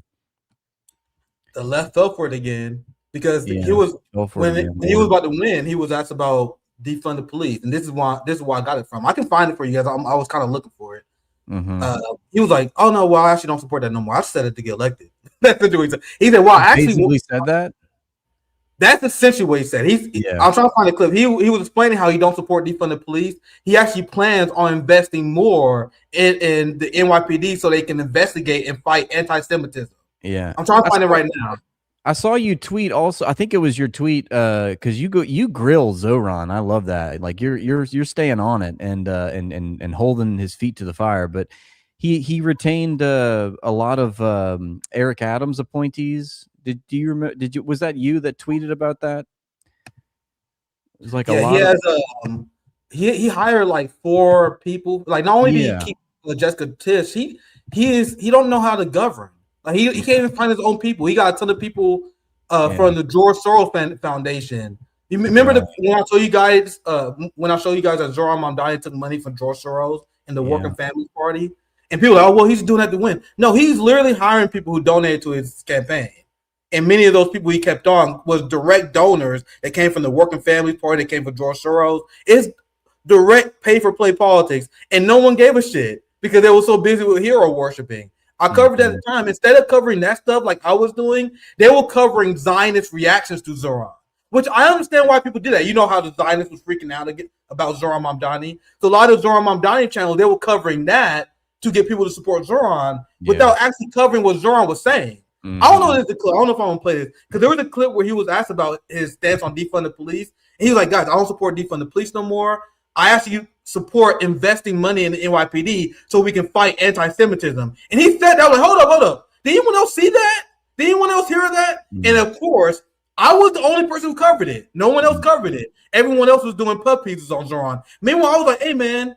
On my channel, I was covering all the bad things he was saying. There were so many red lines throughout the entirety of the campaign, like how he said he wants to save the Democratic Party. You know what I mean? How he want to invest in the NYPD fight anti-Semitism. There were so many red flags. And then when people were surprised when he walked back a lot of these things, I'm like, you guys just didn't listen to him. You guys created this hero and this fantasy in your mind based on some content you saw on some independent. I don't watch a lot of independent media. Like you're like a handful of them because I don't like my coverage to be diluted by people's nonsense. Yeah, and I see like they didn't like people wasn't critical of him. I was, so him walking these kind of things back is not surprising to me. He already shown his head. He already shown his head that his number one priority is to rehabilitate Zionists. That's his goal. His goal is to take someone who's extremely popular and then tie them with unpopular Zionist Democrats to rehabilitate their image when it was politically dead in the water. You guys realize that's his job. That's what his purpose was. Do we know, like, by the numbers? Do we know by the numbers, like, who are his largest donors, and how much did the Soros Foundation, for example, fund his campaign? Do we know those numbers? Because I I would would be interested to see that. Yeah, let me search for it. But I'm gonna search my account for Soros. I posted the because receipt. that will tell you everything, you know, like who's backing this guy. And I tweet. I was playing. He had Yeah, you gonna have me digging for some receipts. He had this hardcore Zionist billionaire Harris lady. She donated $250 million to his campaign. What? She was a diehard Zionist. I'm trying to find her name. I'm blanking on her name. You got me searching like a motherfucker right now. That's crazy though. So she donated $250,000. She's a billionaire, and then I made a tweet. I was like, "Hey guys, I thought we was against billionaire donors. I thought that was what the progressive media was about." They're like, "No, not this time. Not this time." Socialists are being funded by billionaires. Kind of makes me think. It makes me think that those socialists aren't actually socialists. Let me find it. Oh, here we go. I told you guys, I got receipts for that. You gotta give me a minute. Liz Simmons. If you guys want to see how crazy she is, Google Liz Simmons. She's a billionaire Zionist. So she here's a receipt. She was at this time she was one of the biggest donors. And who look at recipient office? I'm gonna teach something to the Rathbone audience. I covered this on RBN before. Okay. You guys see how New Yorkers for lower costs? That's a super PAC that is funded by the Worker Family Party. The Worker Family Party is funded by George Soros. Liz Simmons is a billionaire. I'll read a tweet. This is the tweet I sent out on August 19th. So this was months before he was elected. Yeah. Like this is before I was like, "Hey man, they're just progressive taking super PAC billionaire money, and no one else is talking about it other than me." Isn't that kind of weird? And now he's pledging to fight anti-Semitism, and then people are like, "I can't believe Zoran Mamdani betrayed us." No, he made it clear who he was going to work for once he got elected. Here's my tweet.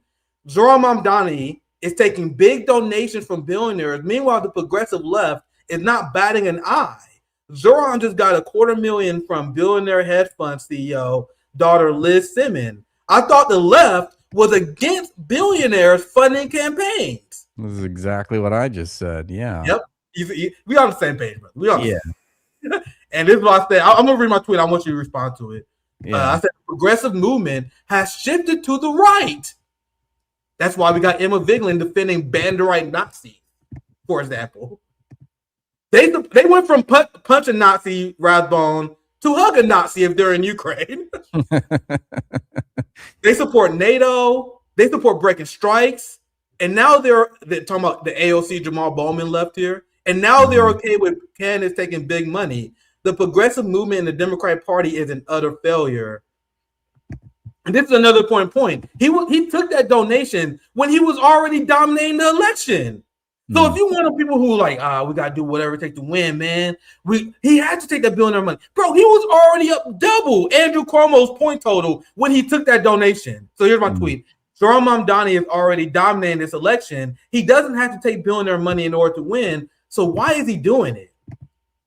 Since you asked me, you set me up for this. Yeah. I'll see if I can find. I had a lot of these receipts I posted. Yeah.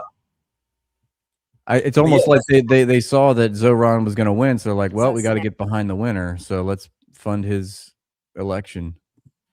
I wonder if I can find a video because I had a video while I posted the video where he said he was going to fight anti-Semitism. And then we saw that picture of him with George Soros' son. Oh, this is the clip where you condemn the Palestinian resistance. This is the clip where people were furious. We already did segments on that one. I was just going through some of the receipts I posted on. Like I was on this guy. Yeah, doing real citizen journalism while everyone was being engaged in celebrity worship and making business moves. Because you guys think I wouldn't be at 50K if I wasn't riding the Zoran Mamdani wave. If I wasn't an asshole and I was willing to just go along with all these plots, you guys realize I could just ride the Zoran wave. That a lot of people did. They got a lot of followers. You do Zoran segments. You do segments how the Zionists are melting down over Zoran Mamdani. They will get 100,000 views. I missed out on that, guys, because I can't bullshit you. My channel would be way better off if I just go along with this shit. If I just went along and told you guys that Zoran Mamdani is going to save New York, I would have got tens of thousands of subscribers. But I didn't because Zoran Mamdani fans was upset because like, hey, look, Nick, he's a spoiler. He's holding my favorite politician accountable. The meltdown I got from the Zoran code is another reason why I despise them, to be honest. Can't blame you there. I'm gonna search anti-Semitism because I'm pretty sure I tweeted it. the video we condemn anti-Semitism. Let me do one more search, and then we can move on. I swear. This is where he was rehabilitating Richie Torres. Oh my! And Rathbone, there's a few people made at the time. They're like, no, that was just a one-time thing. He's not gonna ally with Zionists. He wouldn't do that. And then he hired Jessica Tisch. I was like, guys, I told you. What I tell you? Yeah. Oh no, but he's just playing politics. You got to understand, there's 6D chess going on here. No, I don't think so. You don't try to reach across the aisle with fascists and Zionists. You're gonna get smoked. Oh yeah, this is when Zohran Mamdani said he's gonna have people in his administration who are Zionists, and these are the kind of things he was saying before the election, and then people was acting surprised when he did it. Yeah, the left is unserious, and I suffered because of it. If I was a little bit more unserious, I could be thriving like a lot of these Zohran channel was, right? Look, you guys see how this is an example of him. This is not quite what we're looking for, but this is an example of him repeating the anti-Semitism hoax. Oh my goodness! And this was a false flag. He took a false flag and used that to. And this is disgusting. Yeah, go ahead. Sorry. No, feel free. No, feel free. I was trying to shut up. It's just. Guys, blame Rathbone because he's the one who got me on this. On it, because guys, I'm always down to roast Zohran Mamdani because you realize that Zohran Mamdani won the election for mayorship. And after you win that election, everyone in the world is watching his Twitter account, Rathbone. Everyone wants to know what Zohran Mamdani is going to tweet after his election win. Look at the date here. You want to know the first thing that Zohran Mamdani tweeted as mayor-elect? Look it up. Because I did. Yeah. This was the first thing he tweeted as mayor, highlighting the scourge of anti-Semitism. And look, as mayor, I will always stand steadfast with our Jewish neighbors to root the scourge of anti-Semitism out of our city. Fam, he is about to have Jessica Tisch whooping your ass in New York. Hope you guys are ready. Maybe you guys will feel a little bit better getting your ass beat by a progressive. Yeah, right. At least he'll be facing Mecca when he does this. At least. Yeah, no, sorry. I'm glad that you took us down that little rabbit hole because I did want to know about the funding for his campaign, but I didn't know about Liz Simmons or whatever. Yeah, I actually wanted to share this. I think this is a great transition because I explained how I don't trust anyone who legitimized the anti-Semitism hoax, and you saw Zohran Mamdani did this. And I know you did a great statement. I'm mad I put your statement on this. I'm so glad you shared this because I caught it and I watched it. It was just wonderful. So I know you covered this a bit on your channel. I wanted to cover it with you live, but I'm glad you did a segment on it. So I'm not going to show too much of it because I know you covered a bit already. No, go ahead, man. But you guys know that this is why I don't trust anyone who is legitimizing this because it's an obvious scam. As someone who's been covering Zionists for years, I mean, even years before October 7th, I've been on Israel Palestine as one of my main issues. I've seen fake anti-Semitic attack over and over and over and over and over again. We had one person in the black community that was caught doing it. You remember the Jesse Smollett, isn't his name? Yeah, Jesse Smollett did it one time, and this motherfucker became famous. That is a great point. Oh my God. Yeah. A black person faked a hate crime incident one time, and it became national news, the biggest story. Who are these self-hating Jays? We don't know their names. They're not famous. How far do you get into this, Rathbone? Did you watch the whole thing? I didn't watch the whole thing. No, I watched maybe like half of it. Do you know where you left? I can start where you left off, so you don't have to like double up on it because it's like it's a compilation of the fake anti-Semitism story. Once again, big shout out to my friend Taro. He put this together. Put it together, yeah. And you can find way more in this because this is a lot of labor. Like it will take way too much labor to do any more than 35 minutes. Because trust me, guys, you can easily do 4 hours. Like imagine if an editor had unlimited time. Yeah. Like you can easily make this a 4-hour video. But Taro, he only has 35 minutes, right? So do you think I should start like 15 minutes, 16? I'll just play a little bit. Right. Yeah, we saw this guy. You saw this guy. I want to show you something new because I know you reacted to this already. Yeah. Maybe start here. Yeah, right there. Yeah. Oh yeah, this I think this is the start of another one. Look, Oh yeah, I wanted to get one of these stickers. Yeah. Like, damn, where can we get these A stickers? lawsuit has been filed against a Jewish student organization over I Heart Hamas stickers posted around UBC. We have been harassed. We have been defamed. The stickers, I do not which feel also had safe. UBC Social Justice Center printed on them, were spotted around campus last November. They had been put on posters advertising a student walkout for Palestine. At the time, Hillel BC said that unbeknownst to them, an independent contractor had participated in the distribution of the stickers, which it called offensive, adding it terminated its relationship with that contractor. On Thursday, a lawyer for UBC Social Justice Center announced the group had filed a defamation claim against Hillel BC. The information in the stickers was untrue, hurtful, and harmful to the SJC and its members. This case is about the harm the stickers caused to our clients, and is also about protecting the rights of students to express their views on campus without fearing that they will become the target of untrue defamatory smears. The last couple months have been incredibly stressful and challenging for myself and my colleagues at the SJC. In a Thursday, because of stickers. Yeah. They were coming over stickers, bro.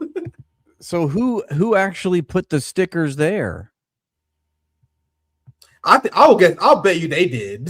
That's what I'm trying to get at. Yeah. A young woman who had invented this anti-Semitic attack on the Paris subway decided to Une semaine après ce délit imaginaire qui a suscité de très nombreuses réactions politiques et médiatiques. This is not in English, but you guys get the point. This is a 35-minute compilation, and Turo, he posted a lot of receipts. Like he got links of every single story. What a Like, I'll go through some just for the sake of time. I know we're getting a little bit late here. I'll read the headlines instead of playing the video. I'm gonna click a few of them open. Look, hate crime attack on cafe staged. Police say after owners charged with mischief. So this happened how many times, Rathbone? Where you have a Jewish business who would vandalize themselves and say it was an anti-Semitic attack. Mm-hmm. It's really a win-win. You can spread your propaganda while at the same time taking insurance money. Yep. It's a common scam that these Jewish supremacists do. Here's another one. Teen who made threats to Jewish centers, airports around the world. Let me talk. I think this So I mean, like, given all of this, like to your point, it's like when we hear another claim of anti-Semitism, we have to say, like, is this a false flag? Was this just to conjure up, support for Israel's regime and its policies? And of course, for us to notice that and to maybe speculate, that's just unheard of. That's anti-Semitic. We can't say those kinds of things. But yet we have a lot of evidence suggesting that 9 times out of 10, that is what's happening. So this headline tries their best to bury the story. But this headline is about an Israeli-American man who faked and was threatening Jewish center with bomb plots. So you guys see how they did their best not to mention the fact that it was an Israeli. It's a teen. Yeah, it's a teenager. Troubled teen, right? They had to look at this like, oh wait, well, let me look at this one. Look, an Israeli American. I think they correct me if I'm wrong. I think this is the same story where they allege that he's troubled. He might have had a brain tumor or something. They were trying to say he had this medical condition. He wasn't really a part of Israeli society. It's always something with them, huh? Always something. I'll just read 2 more. Just for the sake of time, I could watch more of that video, but I want to sum this up real quick. I'm gonna keep this under 2 hours. We can go forever, but I know you've been doing a lot of streams as well. Here's another one who set synagogues on fire. Who was like a congregant set his own synagogue on fire, and I bet you. We already know who he was blaming. Who he blamed for that. You already know he was saying this is the Palestinian movement is setting synagogues on fire. Meanwhile, someone from the synagogue. Do you guys think it's systemic? Like it happens so many times. Like holy shit, it has to be systemic. It's a systemic issue. Like they give each other tips on how to do it. Jewish they get taught how to properly paint swastikas, so they know how. Jewish man accused of spray painting swastikas on home. Did you see that crazy story about the Chabad? I know I'm not pronouncing that right, but that crazy like Orthodox sect in I think New York City, where they built tunnels underneath New York under their synagogue, and they were conducting all these rituals, and they call it Tunnel Gate or Mattress Gate. They found a bloody mattress, like the police got involved, and I need to check that. I didn't think that. I need to check that out. Yeah, no, it's a crazy story. And then they had one of the representatives from the Chabad sect went onto a podcast and had to explain, like, try to put the public and their concerns at bay, but he really only made it worse because everything that he was saying was just like completely deplorable. He's talking about how he spies on neighbors, and they have this thing called Goy conversion therapy where they shout like Jewish phrases from under the ground, like in the tunnels up through the grates, so that like people walking by will hear these things and get like indoctrinated. And I don't know, I guess they think they'll become Jews after that, or they'll be subservient, good little Shabbat goys. And there was they found like a bloody mattress, and the guy was like, oh, you know, the person was already dead. It's like, what? You're bringing dead bodies down under the synagogue and like performing rituals on them and desecrating dead bodies? Like, I'm pretty sure that's a crime. For sure. Yeah, it's a crazy story. Yeah, I definitely need to look into that. That's a wild story. Yeah, that's wild. But this is these propagandists in a nutshell. I do not feel safe. Let me be clear. I do not feel safe. I'm sorry, I can't help myself. Can you imagine being a man doing this? He's standing next to the Speaker of the House, you know. I do not feel safe. Who is this clown? This is the poor, disenfranchised minority group. You know, the victims who get immediate congressional bills passed. They get floor speeches. They get police that serve them to shut down protests they don't like. But they want you to believe that they're some sort of malign group. Oppressed, yeah. Oppressed group. Meanwhile, you got audience with Speaker Johnson to talk about how you don't feel safe. Yeah, I you got do one of not those feel safe. powerful people. Let me be clear. I do not feel safe. I'm sorry, Rathbone. Please continue. Let me be clear. No, I was just saying he's got like one of the most powerful people in Congress standing next to him. He's like, how he's talking about how he's not safe. I mean, like, what? And let me tell you guys something. If you don't know who this is, you're lucky as hell. This man, if you don't know, he's one of the most annoying, most bloodthirsty, racist against Arab Zionist propagandists on Twitter. He's like the new young up and coming Benjamin Netanyahu. Like he's very well connected, very young. Like you can tell they grooming him to be the next big Zionist superstar like Josh Shapiro. That's why he's in the government. Does he have an actual official position in the government? Official propagandist. I don't fucking know. He's being groomed. He one of them think tankers. The think tankers who get groomed. Heritage Advocate Foundation for the censorship types of Americans. Mm-hmm. If you're not on my level of anger yet, if you're not on my level, don't give a fuck about this anti-Semitism hoax.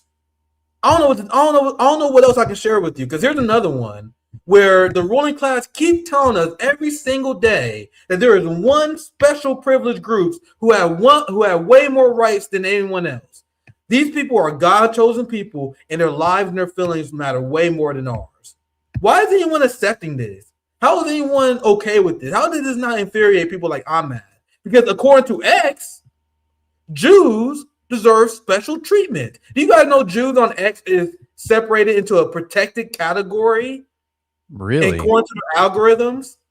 I wanted to share this a while ago. I think I finally got time to squeeze this in. Let me see if I'll show you. You know they literally programmed, and there was coders who went through this. They literally programmed it so where anyone who criticizes Zionism, Israel, or Judaism, they are immediately ranked down in the algorithm. What? Meanwhile, you can criticize Christianity. You have all these Nazi accounts. I know you guys see them. I see them all the time where they say nigger this, nigger that. Black people deserve to die. They're not being shadow banned. You can say anything you want about black people, Muslims, but is coded in the X algorithm controlled by Elon Musk to de-rank anyone who criticizes Israel and Zionism. I'll just read a little bit of it. Criticism gets you shadow banned or worse. A whistleblower just backdoored X Grok-based algorithm and dumped internal records on his account. Here's the smoking gun straight from his X own database. Look at this. Classification, hate and harassment, conspiracy promotion, confident. Look, this is programming. Look, the ethnicity, Jewish. Protected category. Look, they literally named it protected category. Ethnicity, huh? That's interesting. Jewish people are, that's an ethnic label. If you're a Jew, that's an ethnicity. That's news to me. Who was this? Was this somebody that worked for X and it was like, I gotta share this? Yeah, I don't know. We obviously don't know who leaked it because it was a whistleblower, but there's this person here. This is the guy who he quoted as. Well, it's no wonder why I'm completely frozen on my account on X because, like, oh yeah, X is shit right now. Yeah, you've noticed that too. Yeah, guys, if you want to find posts from us and other people you follow, you gotta hit the notifications. I have people have notifications on. There are people I stalk. I don't even look at the timeline no more. It's complete trash. Like, put notifications on your favorite accounts and only follow that notification tab. Because the For You tab is ass. It's horrific. I like maybe like 50 to 70 people. Like people you see on the show, Rathbone, many other anti-imperialist sources. I just got that on. I got these people notification and dials the For You page because they doing this on purpose to separate us, and it's because the algorithm is here to de-rank anyone who's critical of the state of Israel. So we can't allow them to separate us, guys. We got to do everything you can. You got to be a stalker to your friend. I'll be stalking all you motherfuckers. I got you on my notifications too. I wonder how. What do we need to do? Should we just start saying how much we love Israel in our tweets, and then somehow we have to find a new way to like talk. That's how you guys know I'm captured. You know I'm captured if I say something like that. If I ever come out and say that I'll support Israel, that's how you know someone got to me. Yeah, like Dave Chappelle, right? I stand with Israel, then you'll know I'm co-opted. That's why it wouldn't work, because if I say that, people just think I'm damn, they got Nick again. They got Nick. Let's read some super chats. We can wrap this up around 2 hours. Since we got New Year's Eve. You got some plans for New Year's? I don't have anything planned. I might just hit one of my cousins up. I don't have anything planned right now, though. Yeah, I'm a straight tonight, see how I feel. Because I was at the gym earlier. I was doing some boxing earlier, too, so I'm kind of worn out. I'm an old man. I'm an old man now. We see. It's just another day, right? It's just another day. Yeah. So you were a mixed martial artist. I mean, I know your name on Twitter is Socialist MMA. I never did ask you about that, but I had a few amateur fights. I never had a chance to go pro because I was I'm a poor black person in the Midwest. I was working like multiple jobs. Yeah. I went 3-1 as an amateur. And the last fight I lost a decision to this giant motherfucker. He was jacked as hell. I was fighting 155. And I remember my coach was mad. It was like, this motherfucker at least 170. We had some back. It was like some small promotion back in like the late 2000s, the late 2000s, early 2010s. So I went 3-0. I had a few amateur boxing matches. And then I was so busy. Like I was obviously dating. I was in my early 20s. Yeah. Had a lot of jobs. So I was like sparring with all these pro fighters. And I remember the one fight I lost, that's the only fight I ever got tired in because I wasn't training. Like I didn't have time to train because like America capitalism. Like I was working 2 jobs. I was trying to do all this shit. So that's why I didn't do it. I wish I would have. I wish I would have stuck with it in hindsight. But it is what it is. Because I was sparring with pros, man. I love martial arts. My dad is if you guys don't know, my dad is a 3-time regional Golden Glove champion. If you don't know who Larry Holmes is, Larry Holmes was a heavyweight champion in the late 1980s. My dad was his sparring partner. He also sparred with Leon Spinks, who also was a world heavyweight champion. And my dad trained me and I had hands ever since I remember. I knew every single boxing combination. I always knew how to throw a jab. And then when I turned 18, when I went to college, my suite mate at a dorm, he was a wrestler who was part of the MMA club that we have at our college. He was like, "Hey man, I know you know how to box. You know we had this MMA club." I told this story on my channel before, but I went to the MMA club. Like, I'm very cocky because I had hands. Everyone in high school knew I had hands. I never had to deal with bullies. Like, I whooped ass. Like, everyone knew who I was. Like, everyone knew my dad was a boxer. So I went to train martial arts, and I sparred with this very small Filipino guy. Like, he was only like 145. His name was Paul. I don't know how to say his real name. He had one of them long, Southeast Asian names, but we called him Paul because we all didn't know how to say his name. We all country bumpsters out here, so he was a Paul. He was maybe 30 years old. I'm 18, and I'm much leaner, much shredder. I was like really good shit. I'm like, man, no one whooped me, bro. No, I sparred with this guy. He was a Muay Thai champion. He whooped my ass. Like, he was throwing leg kicks and shit. I'm like, what the, stop kicking my legs, damn it. And ever since then, I fell in love with Muay Thai because I didn't think that no one can whoop me. I was how arrogant I was. Like, no one whooped my ass, bro. This guy whooped my ass, and then after that, I'm like, I gotta learn this shit. So that was So you learned Muay Thai? Yeah, that's my favorite martial art. And then I learned Jiu-Jitsu because I learned Jiu-Jitsu from this guy who I don't remember his name. He coached Warrior Jiu-Jitsu. You might be able to find him. He used to coach Marines and shit. He used to have Marines come in and train with us all the time, professional fighters. And I learned Jiu-Jitsu from him. It was the same thing. You hear the same thing. You learn Jiu-Jitsu and you realize just how helpless you are. Like, if you was ever to grapple with even a blue belt, like even someone who just started, like maybe 61 years in and they have good training. But if an average person grappled with a blue belt, you have no idea. You stand no chance. And that's something I went through as well. Like, you getting grappled, you get armbar, triangle. And without a ref, that's your arm. Your arm is broken.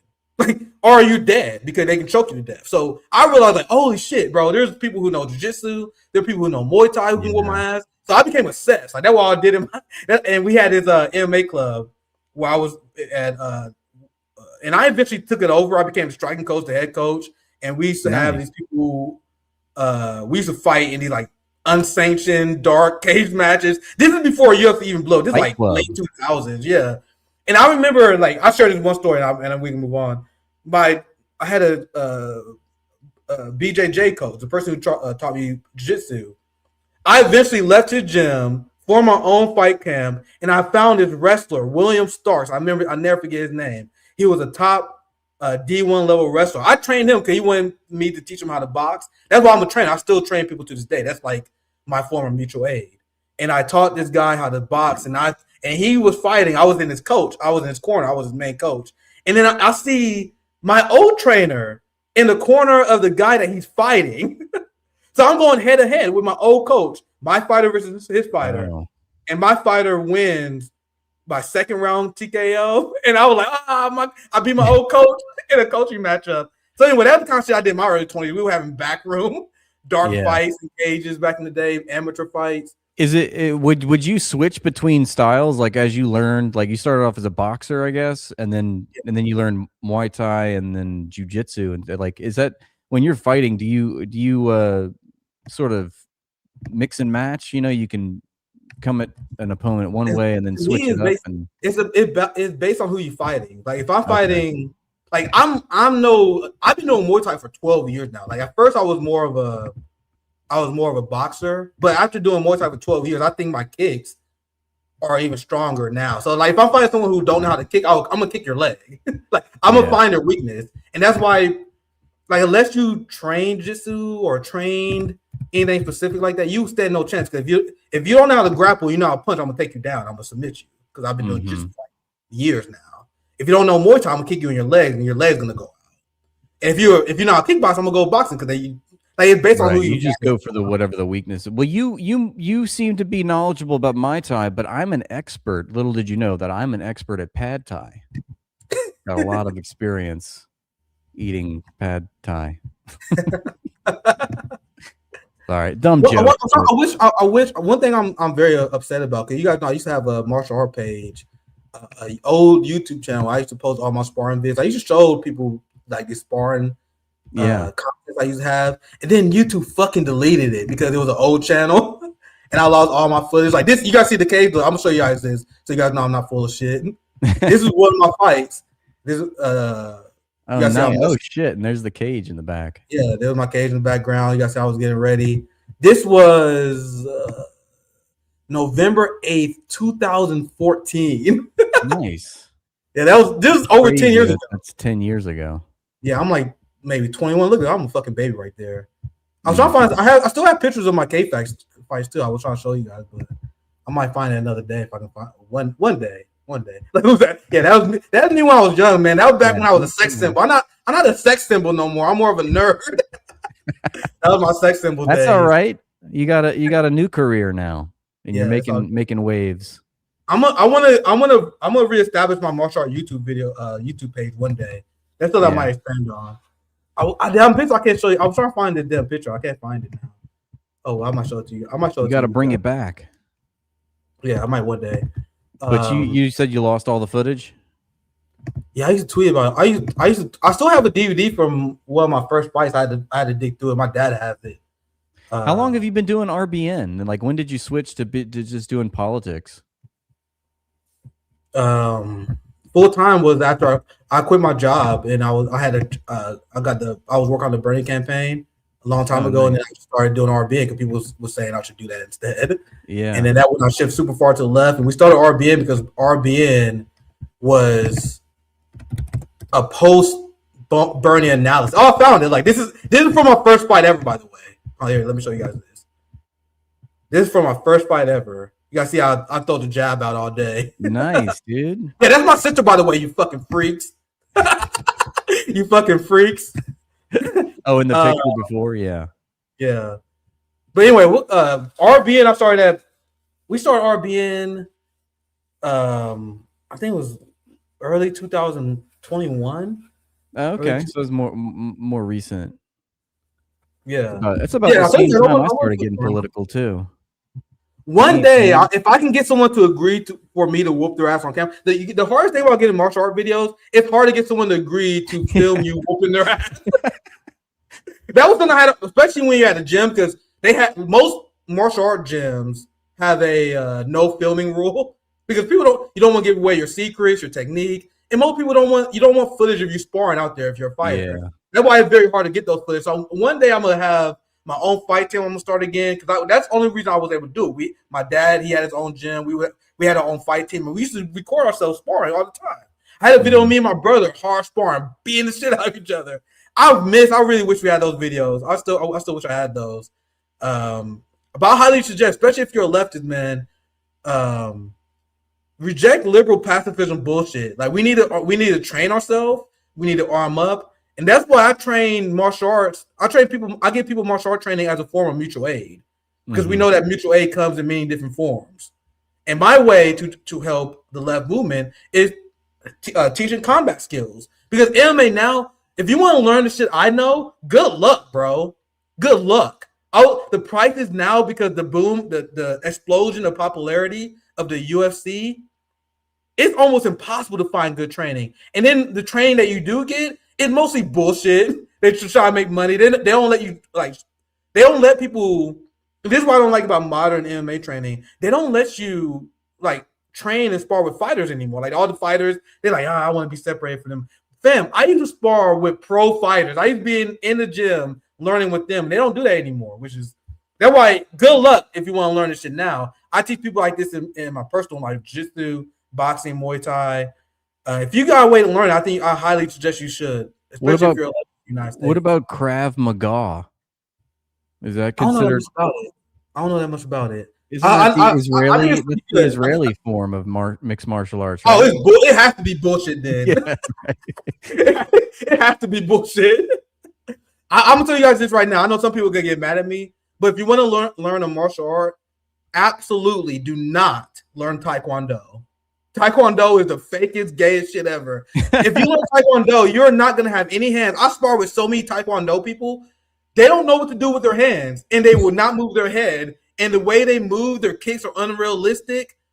You can learn some Taekwondo techniques later to add to your arsenal. But for the love of God, don't learn Taekwondo. That shit is ass. Muay Thai, Jiu-Jitsu, boxing, that's what you want. I think that's a good starting point. That's kind of funny because Taekwondo is so popular. It's one of the ones that I hear the most about. Yeah. That's one of the positives of MMA is they expose a lot of the fake bullshit. Like in the age of the 80s and the 70s, especially with the rise of Bruce Lee films, there was a lot of people who was interested in getting into martial arts. So you have a lot of these American scam coaches that made a living teaching bullshit to people. Like stuff they usually don't people with the karate gi, they'll karate chop a brick. Yeah, I'm gonna teach you how to break a brick. That is bullshit. Yeah. So and the UFC exposed this. Like back when the early 90s and back when it was an unregulated sport, you have all these people who knew all these fake ass martial arts. Then they fought the Gracies who were black belt in jiu-jitsu. And the Gracies demolished every single one of these fake fraudulent martial arts. The only martial arts that stood the test of time against them was wrestling, who could defend the takedowns. Also, if you was a striker, like if you was a boxer or a Muay Thai fighter, and you were able to keep the sprawl off of them, and you got to know grappling too. So the modern sport of UFC came from the old school fraudulent martial arts being exposed in the 90s and in the early 2000s. That's when MMA was at its best, when it was the Wild Wild West. No one knew what was going on. It was like, hey, we got a Taekwondo fighter versus a Muay Thai fighter. And every single time the Muay Thai fighter would whoop that ass. The Taekwondo fighters, this is why you don't learn Taekwondo, they never learn how to check leg kicks. They like, Oh. Where are you checking leg kicks, fam? So as you're doing all this, I'm throwing a leg kick at you. And that's what look up every single fight between a Muay Thai fighter and a Taekwondo fighter. It ends the same every way. Muay Thai fighter march down, do leg kick, 1 to do leg kick. Taekwondo dude, he throwing flip kicks and shit. That shit not working because it's not a Jackie Chan movie. This is real life. That's why you learn. I think Muay Thai is my favorite. Obviously, I think martial arts got different suggestions. You probably hear something different for someone else. Personally, I think you learn grappling, then learn basic boxing, that kind of stuff to get started off with. Yeah, I think so. Here's someone who know game. The Khabib team are good with grappling. Yeah, I remember they had before the Khabib team, you had the Gracies who dominated, and then you had the Jackson camp who had a ton. They were the first ones who learned to mix wrestling with jiu-jitsu, and they used to take strikers down, hold them down all day, submit them. And I went through that. I told Eddie Liger. Eddie Liger is like an Olympic level wrestler from Midwestern Marks. I want to grapple with him. I used to grapple with these Olympic level wrestlers. And bro, you won't be able to get up. Like they will take you down. They are so strong. You can't imagine it. So I learned. I was a striker. That's why I fell in love with jiu-jitsu, because I'm like, if I fight a wrestler, they're gonna take me down. They're gonna take me down because I won't be able to strike with them. So I mastered the guard. I mastered triangles, arm bars. There are sweeps like the butterfly sweep.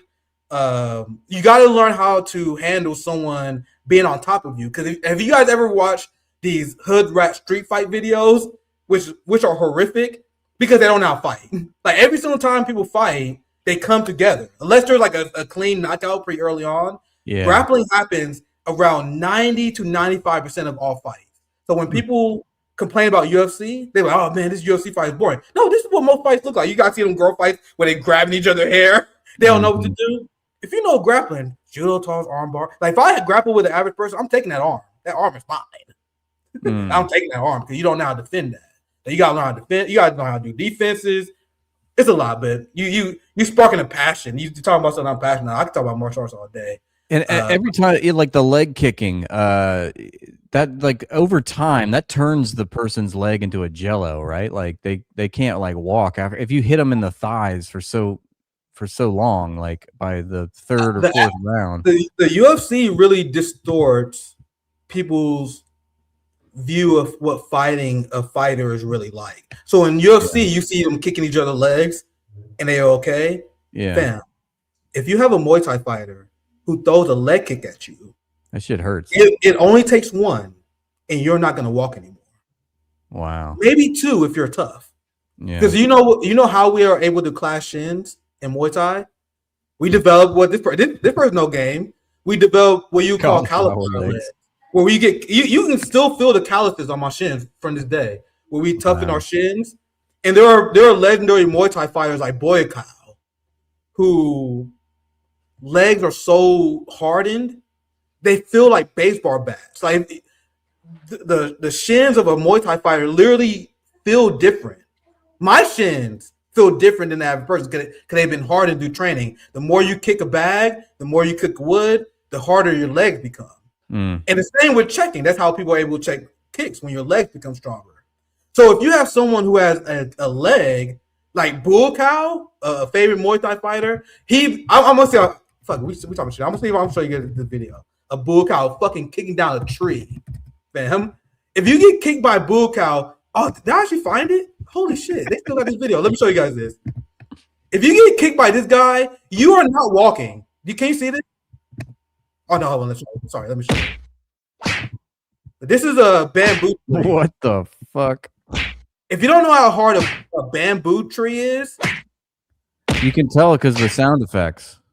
I'm gonna see if I can find another video that's a little bit closer. But Bull Cow is one of the best examples. Let me see if I can find one. This boy is a monster. Like he was the guy. The reason I use he's the guy I look at. I'm turning the sound off. This guy's a monster. Like if this guy, for example, was to kick you in the leg, you will never walk in. Like they can take it. Like the people he's fighting, he can take a leg kick because they trained to. But if you took a leg kick from this guy, you would not be able to walk, and the fight would be. Believe it. I know because I went through it as well, bro. Those leg kicks hurt like you would never believe. Yeah. This is peak fighting right here. You guys gonna see? What if I can find something for Snapchat? I could probably take him though. But you got that mentality. I got that dog in me. I love when people say they're like, man, I can take a UFC. I got that dog in me, bro. I'm built different. You don't understand when I see red. I'm different. All right, we can get some super chats. I'm showing. I love this. I'm showing this one because this guy right here is my favorite fighter of all time. If I was to name a few fighters my favorite, obviously there's Sugar Ray, Muhammad Ali from boxing, Anderson Silva MMA, but Saenchai, this guy named Saenchai, you said he got millions of views on every single one of his videos. This guy is probably the best fighter of all time. I'm not bullshitting you. One of the best fighters of all time. But anyway, let's we can read some super chats and we can begin to bounce out. Before we go, I wanted to say I forgot Midwestern Marks. They're right in your neighborhood, right? Eddie Liger's in the Midwest. Have you met up with those peeps at all in person? No, we're gonna plan a mutual aid event with a few comics that close. That's something that we're gonna plan for later this year. Cool. And I want to record me and Eddie Liger grappling. I want to see how that goes. That would be a bang. I told Eddie he's down. We're gonna have some people from Midwestern Marks, and it's gonna be it's gonna be great because he's strong as hell. He's probably gonna maul me, but I grappled with wrestlers before. I want to see how good he is. I want to see if you know jiu-jitsu. Okay. I think it's gonna be funny. If a video of me grappling. I got money on you, Nick. Don't let me down. Yeah. Look at that one. Oh, there's another guy I should have showed you guys. I don't even know how to say his name because these Thai people with their names is fucking. Anyways, Paul. Yeah, we call this guy Paul. He had like 15 letters in his name. I'm like, bro, how do you even begin to say this? I don't know. I wish I could find this other video I find, but this guy, he's the best. Muay Thai, I think, is the best martial art to learn because you learn punching as well as elite level kicks.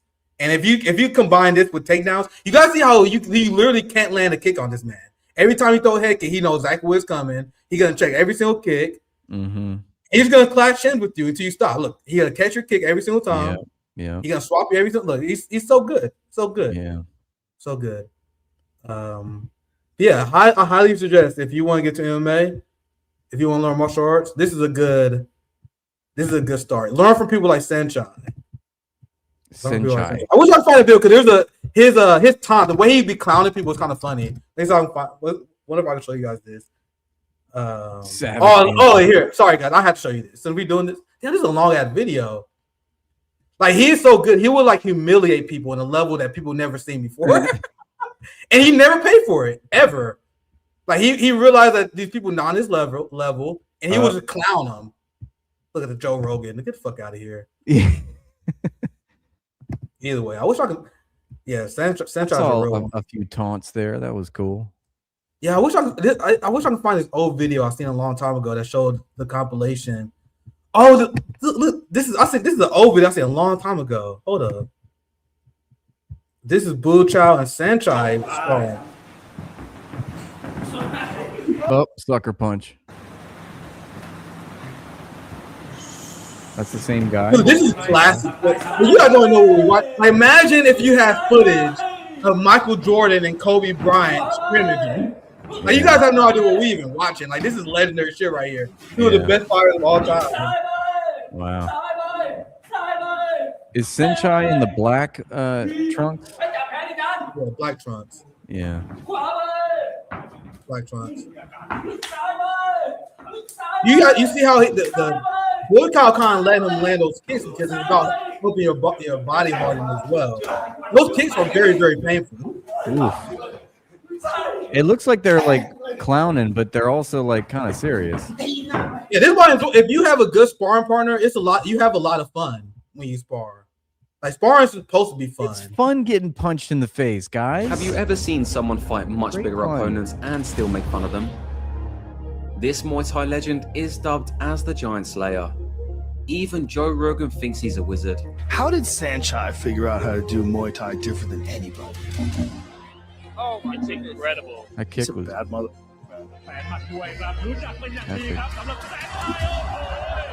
He's been around so long and he's still people up. God, and the style so different than everybody else's. He's light on his feet and he throws kicks with no telegraph. no telegraph. Oh, question mark. He's wobbling. Oh. He's got a question mark. Sanchez just light on his feet, everything shuffling and moving quick. He's very different. Like, there's no one like him. You see, Sanchez is so good that he doesn't need to truly punish his opponents. That is, he already knows he can knock them out if he wants to. Instead, this legend toys with. Have you ever seen someone fight? I wanted to give you. I'll give you a lesson. We ever meet up in real life? Who would win between Senchai and Buchow or whatever his name was? Well, I think Buchow because he was much younger? bigger. He was much bigger. Senchai, to understand how good he was, damn, I would have to get into a whole nother rant. In Thailand, he won as a young teenager. He won the national Muay Thai championship multiple times in a row. And then for fun, he went international. He started fighting kickboxers in Europe, and he went like 10 to 15 years without losing, which is crazy. Like, kickboxing is a sport where you can drop points very easily. It's very easy for upsets to happen. This man he went multiple years without any losses at the highest level, to the point where he would fight people purposely bigger than him because people his same size wasn't even a challenge anymore. Just showing off. Yeah, he's a beast. I have a playlist for all these people. I might do a martial arts stream one day, show you guys all the best Muay Thai fighters if you guys haven't seen them. I'm trying. Here's one more. Oh yeah, Danny Bill. Yeah, here's another one. I did not remember him. Here's Danny Bill. This is the last one I'll share you guys. He's another monster. No one knows about. One of the best fighters of all time. He's from the 90s. He's from the golden age of fighting.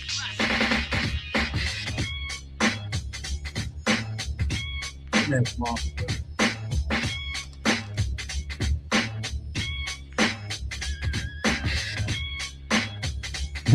Those sweeps, you're not getting back up at those sweeps. Anyway, we can have this playing in the background. I can read the super chat. He's another good one. What I'll leave off here? I'm glad you guys enjoy my rants. I know I can go crazy sometimes. Thank you for your rants and raves. You and Rome showed me how much rage we should have at the bare minimum. I'm confused when people don't have the rage. I'm confused. I love your work. I'm glad I discovered RBN when you were on Jimmy Dore. Big shout out to Jimmy for platforming me as well. My eyes have been opened. I'm glad to hear that, my friend. Haven't you've been on Jimmy's show a couple times, huh? Or yeah, the last time I was on his show was a few weeks ago when I was I remember that. Where I was telling the truth about what happened with Luigi Maggioni, how the corporate media getting it all wrong. But yeah, Jimmy was one of the. Yeah, Jimmy platformed me a few years ago, 2 years ago. He used to help promote our mutual aid events and all that kind of stuff. So Jimmy's a real one. I'm fuck with Jimmy. All right, so I think I got all the super chats here. I'm also gonna start. I'm doing a new Sunday show as well with Jamal Thomas. I think we're gonna start sometime soon this year. So that should be a banger. I think I was trying to get Jimmy on, but he does his show at the same time we do. So we got to. That's the reason why you guys haven't seen Jimmy on our show recently, because we tend to stream at the same time now. We got to find. It's hard for me and Jimmy to match up now. Yeah, yes he would. Yes he would. The do a snap on my knees with one kick. Yeah. Anyway, I know I kind of nerded out at the end there, but I love combat sports in general. I don't watch a lot of ball sports. Like that's why I don't watch. I don't watch NBA, NFL. That shit is boring as fuck to me. Like you just like seeing them go combat sports. Give me combat sports all day. But anyway, Rathbone, anything else you want to shout out? Any final thoughts? I think I got through all the super chats. Any final thoughts? We're definitely gonna do this here again soon. It was a very fun stream. Very man. Happy New Year's to you and yours, and I hope we can do it again soon. Yeah, we definitely will. So I appreciate you guys for watching. Make sure you guys subscribe. If you're on my channel, make sure you subscribe to Rathbone. If you're on Rathbone, please help me hit 10K. We started the channel a few weeks ago. We try and break through the algorithm. I'm very happy because I think we recovered a lot of our live viewers, but we still try to get some of the lost comrades who haven't found the channel yet. Yeah, I have to commiserate with you because I know what it's like to try to build up another YouTube page from scratch. So yeah, definitely follow Nick. And appreciate it. I'm having fun with. I'm having fun with it, even though it's frustrating. I'm having fun with it because I build RBN, and with the help of many others, we were able to build the RBN channel up. This is almost like a test. Like, can I build a channel without RBN? Like, you guys know, it's almost like a test. Like, can I do it without RBN? Am I a product of RBN, or can I build something without RBN? Yeah. If it wasn't for RBN, who would I be? You know, what I mean? So I was like, all right, fuck it, let's start this new channel. Like, Sabby, James, you guys know Zoya. They've been asking me to do it for a while. Like, nah, I want to focus on RBN. But I don't like, what? Well, let's see if I can start. What happens if I start my own channel? Can I catch up to these people, or am I destined to be sub 10K? We will see.